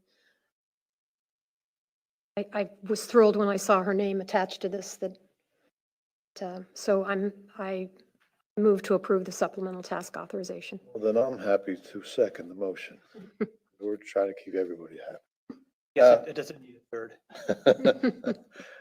happy. Discussion? I do have a question for the town manager. We have hired a consultant to help with the comprehensive plan and the LDC rewrite, or I'm sorry, the comprehensive plan rewrite. Is that not included in their contract? Again, I've got no beef with Sarah, but I'm like, we've hired someone to do this already. Is that? All right, well, so we have a firm who's looking at the LDC and whatever, and the comprehensive plan. Since then, since that scope has been developed and that consultant's been brought on board, the council has discussed and wanted to look in opportunities for affordable housing here on the island. And traditionally, that's done via where the government has a lot of land. Therefore, the government would contribute the land to the project and it would result in a workforce housing. Unfortunately, we don't have a lot of land, so we have to find unique and innovative approaches, and that's why we need someone like Sarah, who's familiar with our land development code, with how the properties on the island are being utilized, and can give you all some specific guidance applicable to Fort Myers Beach on how you can perhaps create opportunities for workforce housing when different applicants and through different potential amendments to the land development code and the LDC. So we thought that this was a good approach. And I will say that if Sarah were not available and was just a ICP planner who didn't have knowledge of our land development code, didn't have experience with the town, I wouldn't be as supportive of this concept, but because it's her and she has that knowledge and knows how the properties are being utilized so that she can explore unique ways of perhaps creating workforce housing that someone who's just familiar with planning in general would not know, is the reason why we're recommending this. If I could give a shorter version of what Roger just said.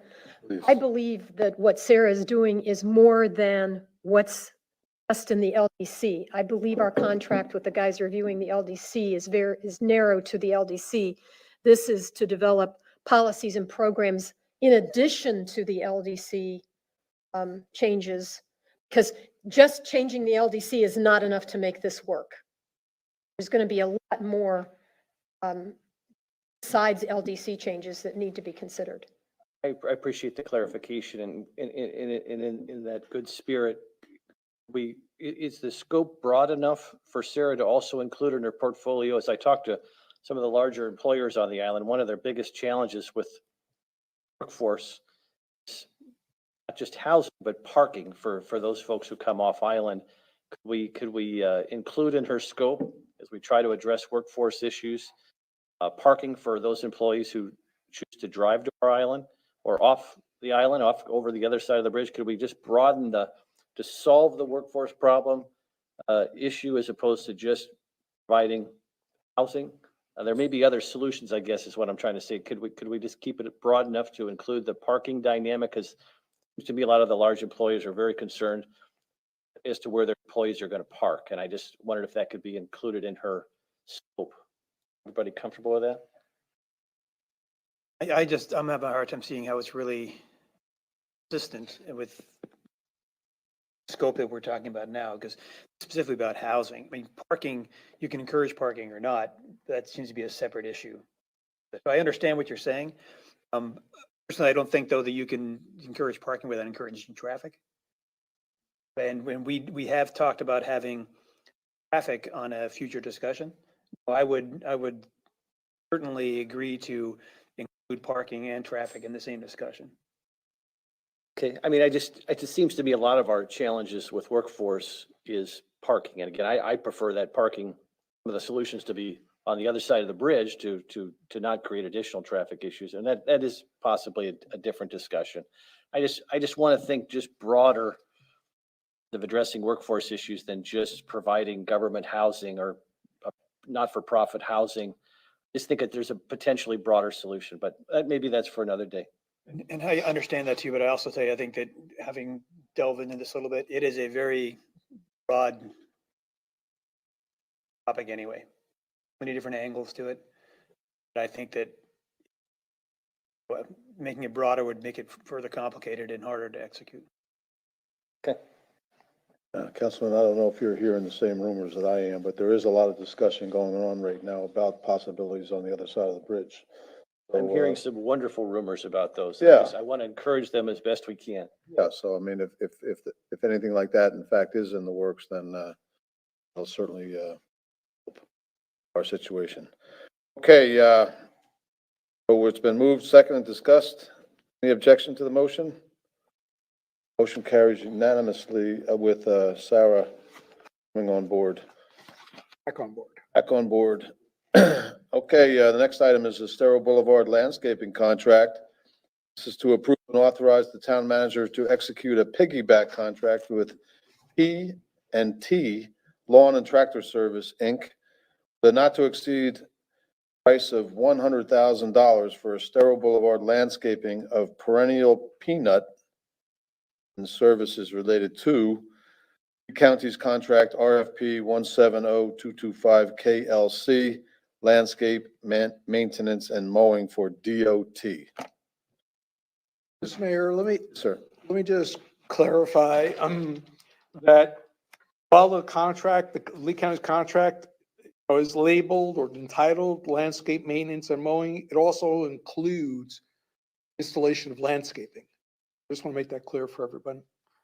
That's why we're piggybacking on this contract. I'll move to approve and authorize the town manager to execute said piggyback contract. Second? Second for discussion, but Go ahead. I'll Owe second me a for, Coke, owe me a second Coke. for discussion, but I do have some modifications I'd like to make to this. Okay, it's been seconded. Go ahead, Bill. Okay, now in the research, I understand that the perennial peanut is it's a ground cover that really requires mowing maybe once a year. It's not a native. And there are other options. There is a frog fruit, which is also a ground cover, which is native and host to 3 different butterfly species. There's sunshine mimosa, which is again a native plant that can be used as a ground cover. So the one modification I would like to make to this is it not just to put peanut throughout, but to either use different types of plants in different stretches of the median so that they have different colored flowers, different times, with more visual interest, and would go more towards native and not just Florida friendly. I have no opposition to amending to allow them the discretion to use the most appropriate perennial for each area, because certain areas may be shadier than others, and my experience is I've had more trouble growing the mimosa because it takes more sunlight, et cetera. So the professionals certainly decide what might be more appropriate. So I think that I'd like to still be in the loop on that, because the perennial peanut is pretty readily available, more so than the other ones. And I think that the stretch that we're talking about along that, between the sidewalk and the bicycle path, if you will, through that area, is pretty sunny. Very sunny. What's the cost involved? Are they similar costs? they don't really know the costs or the availability of the plants. Yeah, we haven't looked into that yet, but clearly, this contract is approved, we'll work with the vendor to determine not only the cost, but the best time to plant, et cetera. So variety of issues to be determined. This is also for one stretch. This is like almost like a pilot program. Well, so the part of the project, the Sterile Boulevard project that the county is sort of labeled fully complete is the area to Publix. That's where we'll be initially concentrating. I will say I had to look it up. I am no expert of the perennial peanut. It definitely looks like a very hardy plant. But I guess my confusion is I thought that although I understand it only has to get mowed and it's very low maintenance, I thought that we would have had some discussions about trying to not necessarily mimic or do exactly what's done on the north end of Estero on that segment between the roadway and the sidewalk. But it seems like this would be just very low crabgrassy looking plant that is very hardy to walk on and ride your bike on, but it's not addressing the issue that we're going to have with people just darting out off the sidewalk into the street. Personally, I would like to see a little bit more structure we have on North Estero. I don't know if that's possible within the budget that we have to work That's with. not a budgetary issue, Councilman. The issue is that the openings that we have, the areas for planting, between here and Publix are somewhat limited for that type of landscaping, unfortunately. So you're somewhat limited to a ground cover of one type or another. The area south of Publix will offer a lot more opportunities with regard to that in terms of bushes and trees and other things. But right now, in this particular area, it looks like it's going to be ground cover of one type or another. Well, and I understand that with the tree part, I guess, and I'm not talking about anything that's 4, 5, 6 feet tall, but something that's even like just below your knee or something that just hides the sidewalk a little bit. Yeah, I hear you. All I can do is encourage you to refresh your memory and drive that area is on Wednesdays and Thursdays when all the garbage bins are out there. There people are putting their bins out there and all of that. And then if we take away that area sort of being flat for them to have bins on, then they're going to be either on the sidewalk or the road or whatever. So we have to be careful about that. We'll look and see if there's an opportunity to put something more substantial in, we will. Dan, I don't have any disagreement with you. It's just, as Roger said, I think this space. area. Sure. I was just hoping after doing my research on it, it just seemed very bland and plain to me. Actually, So, and the pictures that were included in the, looking it up, I was hoping for something with a little more color. I guess it's going to be a nice. part of it that beautiful grows road. in my yard has yellow blooms on them, but it's gorgeous. So it may Maybe be I'm that you being saw nitpicky. some unfortunate photographs. But again, I Anything's don't better. disagree with certain areas if we can put in something taller to discourage pedestrians, especially closer to downtown. I don't disagree with that. And I'm all in favor of Councilmember Veach's sort of looking at something maybe a little more native, something that's the same resilience that perennial peanut has. Are your native plants flowering, Councilor Veach? I haven't been down to the Whale in a while to see the garden down there, But but, are the native plants you're proposing, are they flowering? I would assume so. This is kind of the flowering time of year for. I don't know these particular ones if they're flowering right now. Just love all this horticultural discussion. I'm learning so much. Okay, it's been moved and seconded to approve and authorize the town manager to execute the contract. P&T Lawn and Tractor Service. It's been discussed. Any objection? Motion carries unanimously. Okay, the next item is D, Roar Offshore, and this is to change their special event permit. We happen to have the Roar Offshore folks here. Why don't you roar on up here and on up. There you go. Good morning. Yeah. Having us. How you doing? You're in the home stretch here, huh? You can see the green flag. If only we could get to the checkered flag. Tell us what you have here. So as you guys know, we have no You paid better, gate. better say their names for the record. Yeah. Oh, sorry. Tim Hill with Roar Offshore Fort Myers Beach Powerboat Races. Cynthia Hill with Roar Offshore Powerboat Races. Good, thank you. So with no paid gate for this event, we try to look for ways that we can continue to raise money to support the event and also our local charities. One of those is a VIP area that we have sponsor obligations to for comped VIP tickets and then to also sell VIP tickets for the races. We tried with many of our sponsors to locate a spot on the beach that we could utilize a tent, have this VIP area. Most of our larger sponsors, they were utilizing their space to its fullest capacity. So we were able to find a great location right at the start finish line at Beach Bar, which has been gracious enough to an extension of premise for their location and allow us to set up a VIP tent, which Cindy has coordinated with Turtle Time and gotten the appropriate approvals from Eve, from the Lee County Sheriff's Office, from the Fire Department, and also from EMS. So it was a little last minute. We tried to get it on to the September 18th docket, weren't able to do that, which is why we're here today requesting that approval. Just want to thank you. It was last minute. And at the time, if we did not have the VIP tent, we would not have raised enough sponsorship money to cover the race as in 2019. Fortunately, with the VIP tent, we are 100% sponsored. Money will not come out of our own pockets this year. Yay. To put on the event. So thank you for the last minute. I know it's extra work added onto your time and also energy. Just want to thank you guys. Thank everyone here. Thank you. Anybody have any questions for the folks while they're here? No? Okay. Thank you. Thank you. Thank you. All right. Is there a motion to approve the change to the special event permit? I'll move to approve the amendment to the special event permit and thank Patty Prevost for all her extra work I'm sure she's been doing on this. Okay. Moved and seconded. Any further discussion? Any objection? The motion carries unanimously. Next item is the Christmas Tree Festival at Fort Myers Beach Women's Club for December 10th and December 11th, 2021.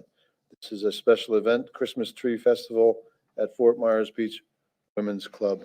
I see some representatives. Would you ladies like to come up here and speak?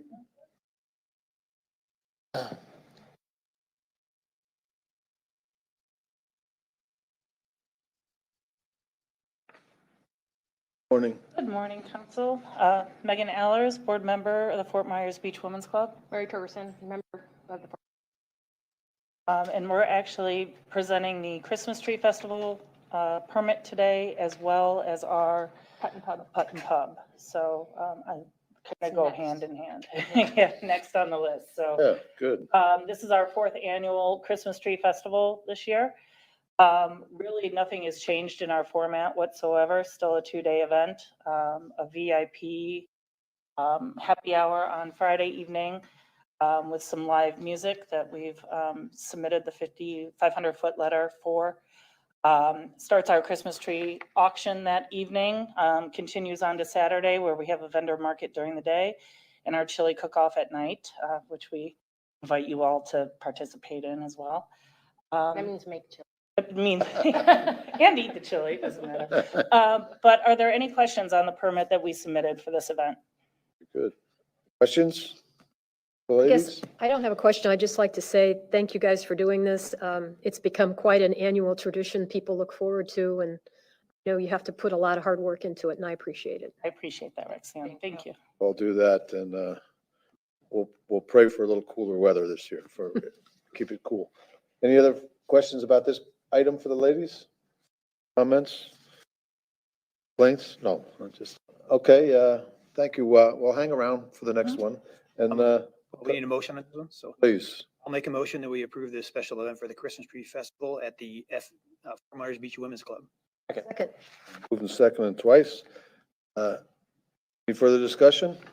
Any objection? Carries unanimously. And now we'll move into item F, which is the 11th annual Putt and Pub Crawl. This is a special event. It's the annual Putt and Pub Crawl. Move to, I'm sorry. Go ahead. I'll just go ahead and move to approve the special event permit. Okay. Okay. It's been moved and seconded. Discussion? Objection? I do think for discussion purposes, we would be remiss if we didn't ask the petitioners to just describe a little bit as to how the public can get involved in the putt and pub crawl. Well, as soon as we have approval, we'll have online or applications. They're in teams of 4. As you may or may not know, this is started 11 years ago by Paul and Larry Kiker. It's gone on to now we benefit 10 nonprofits every year. But so yes, as soon as we have approval, we'll have applications online, teams of 4. There's always a award for best dressed, best score, worst score. Yeah, it's 60 teams. It's a max of 60 teams. 60. So it's a little, people get in there and our team's always been about getting the best dress score. We never get the high score. It's a fun event around town and it's all down around Times Square. Basically, it'll go from Shuckers to Nervous Nelly's Matanzas, kind of all that area. Very good. Thank you. You know, Mary, that sums up my golf game. It has for years. If Best you dressed. can't play well, you might as well look good, you know, so. You can be on your team anytime. All right. It's probably one of the first events here on the beach. I'm gonna say, the way I putt, there's gonna be a lot of crawling. Well, I'm gonna let that go. Any further discussion? Any objection? That carries unanimously. Good luck, ladies, with both projects. Thank you Sounds guys. great. Thank you for everything. I was kind of hoping someone would object, so this would be 4-1, but. You kidding? Next item is final public comment. For anyone in the audience that would like to comment any further? Jane?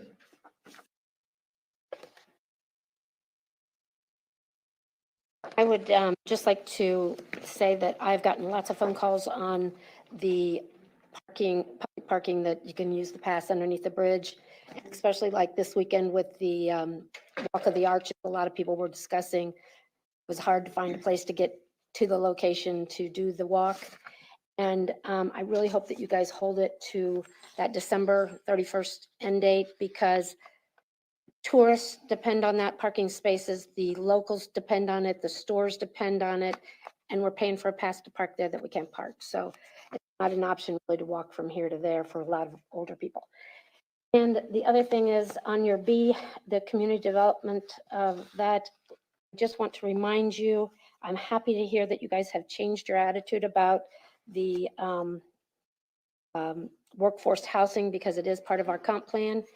But when Marina A came before us, you guys sent somebody to say that the town of Fort Myers Beach was not in support.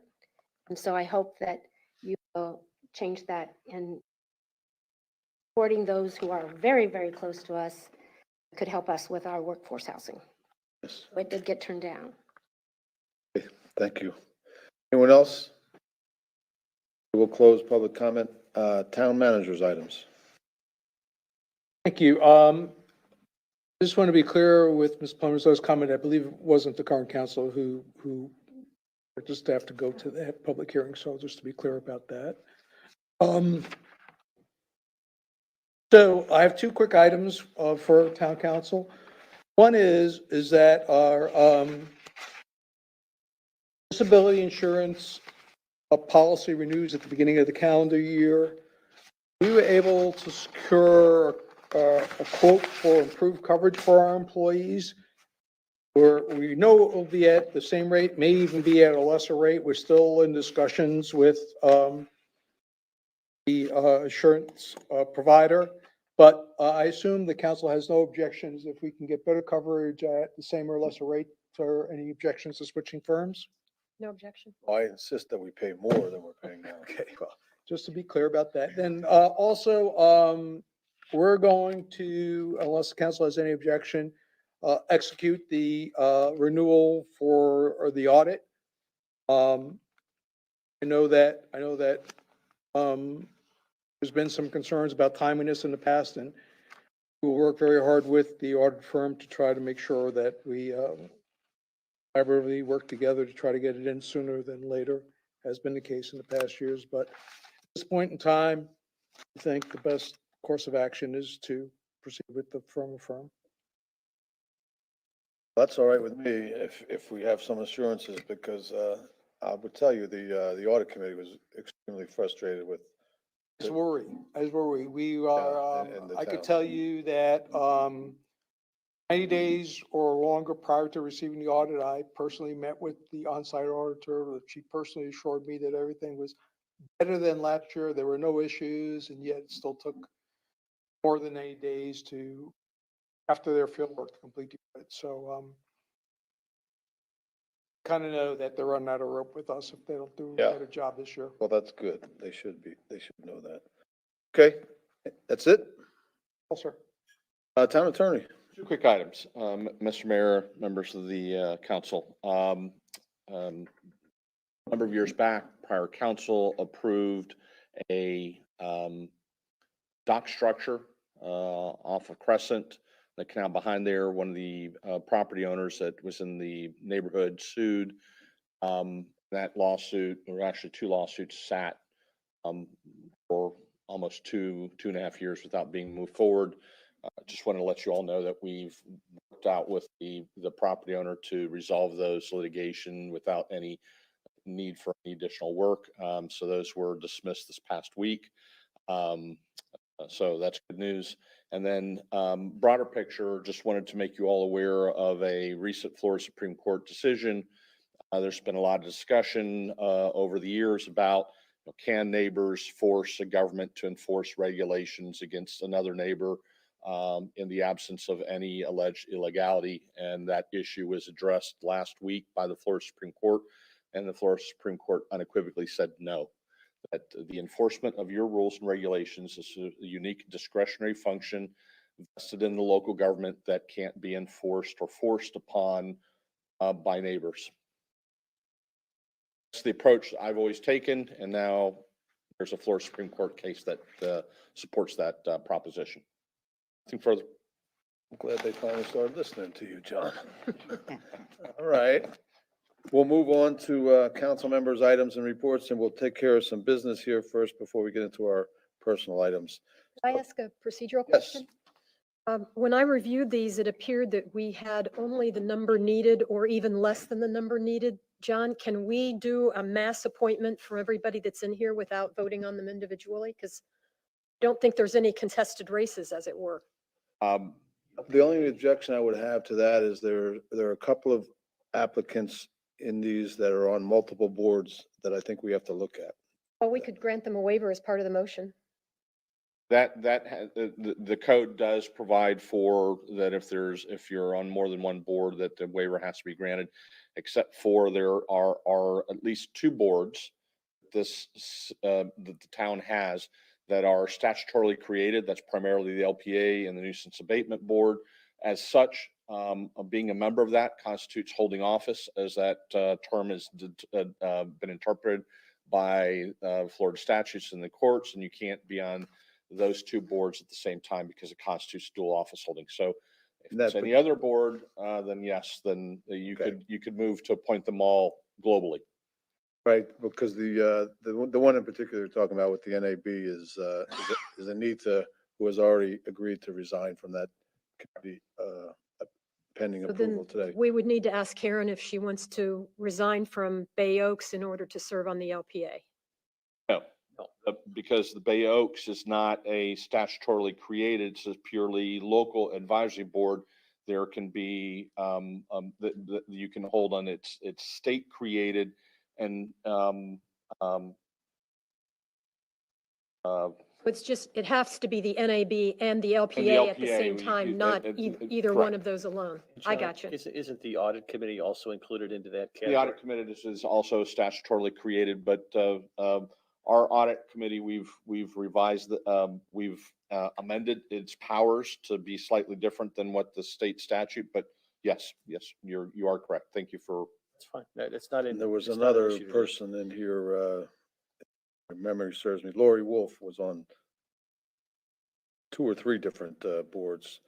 I guess it's a question of whether we want our volunteers serving on multiple boards or not, and If we had a contested issue, I might say I want to open it up, Yeah. but we don't even have enough people to No, fill the vacancies as it is, so. No, no, no. I would point out one Understand. thing that I've asked in the past to try to look at reorganizing certain committees. Primarily BORCAB and CellCab. CRAB is now kind of dormant. So to make them less property specific and more about parks and recreation and arts, I think. We'll have them, so the idea is you don't have a conflict where you don't have an event that maybe the people at CellCab are doing for Mount House that gets big enough where they could do it at Bay Oaks without having to go to another board to look into it. So when we get these new facilities done, particularly Bay Oaks, we have committees that are focused on getting events to the different properties, not necessarily just a specific property. If we go through now, appoint members for a year to Bay Oaks and to CellCab, then is that going to inhibit a reorganization of the committee? I think we can change the ordinance about the purpose of committees at any time we want Any to. point. The committees are created, I believe, by the original creationists by ordinance. The appointments by resolution, have to take a look, but you can always modify it. I Combine think, them. The thing is, if we do decide that we're going to combine these committees into like one Parks and Recreation Committee, then we're going to have a lot of good people who are maybe left out. You could potentially expand the size of it to merge both. Okay, I'm going to try this and see if it works. Okay, I'm going to move that we appoint all the applicants listed in our notebook to the appropriate committee that they requested, that we honor the resignation of Anita Saracita from the NAB so that she can accept the appointment to the LPA, and that we grant a waiver to those who may be asking to serve on more than one committee. well done. Second. Moved and seconded. Any further discussion? Any objection? Motion carries unanimously. Very good. Okay, you're all in one fell swoop. Okay. All right, now we'll go back to the individual members and any items you may have. Councilman Allers. Just a couple quick ones, still waiting on an update for the timeline for the AV work. And get that at some point. And also, as of yesterday, Lee County Sheriff's Office has still not received a lease agreement for the outreach property. I know that I had communicated with staff about that about a week and a half ago, but we'll make sure they get it today. Right, appreciate it. Thank you. Nothing. Nothing further. Thank you. Don't have anything else to add either. So, if there's nothing else for the good of the order from anyone, I'll entertain a motion to adjourn at 11:28. Second. Move and second. Any objection? I didn't think so. We're adjourned, 11:28.